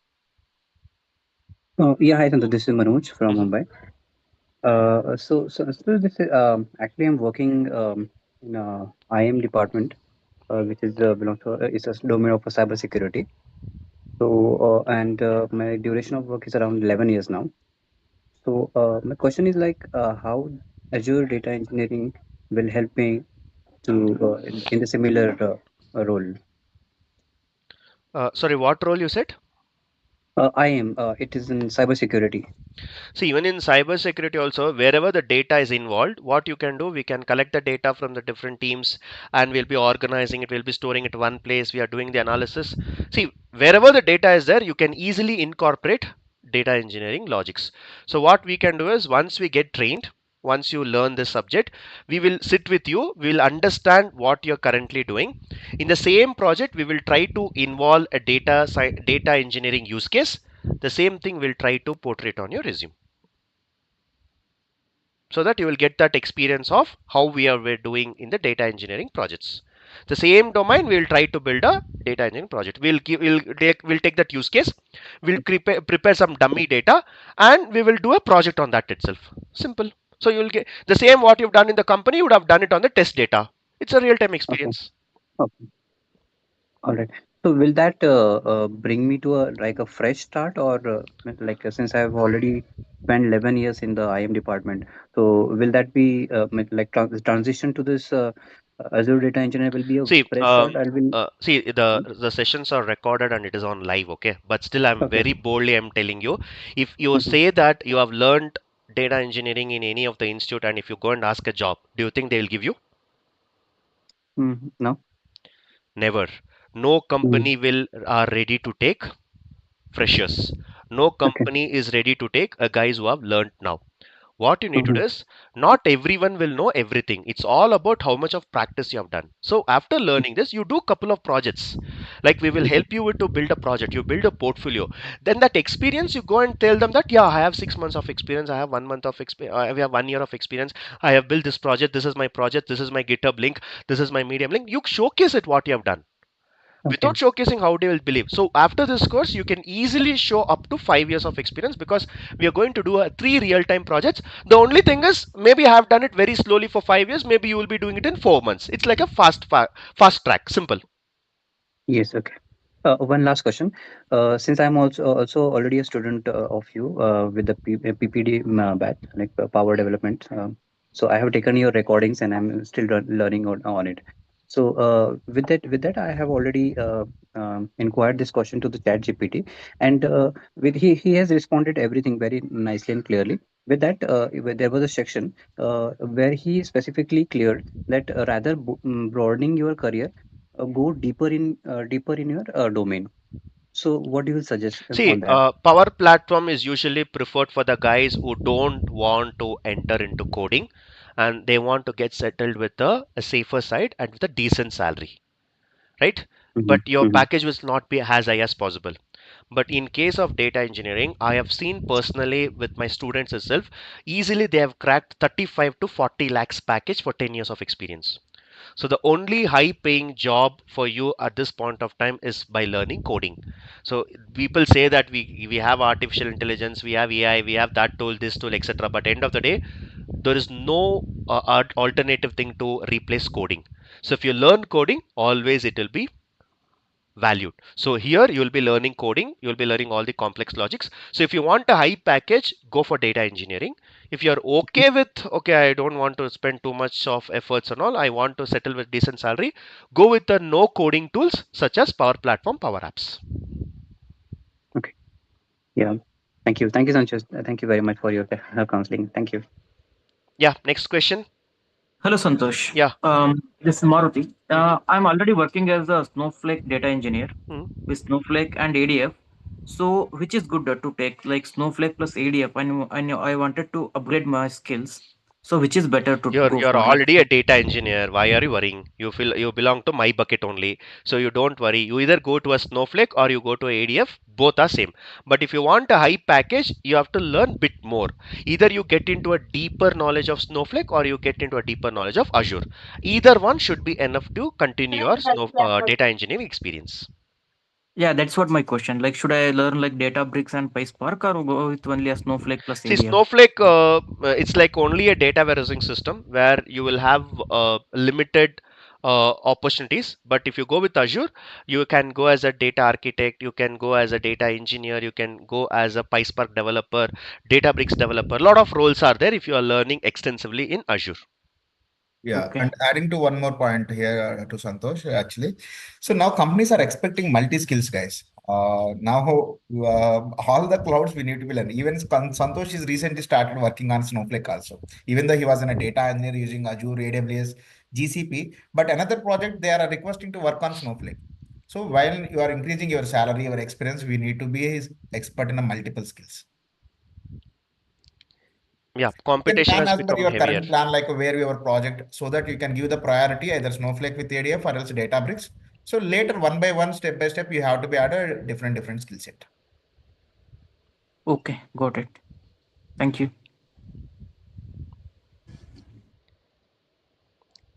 Any more questions?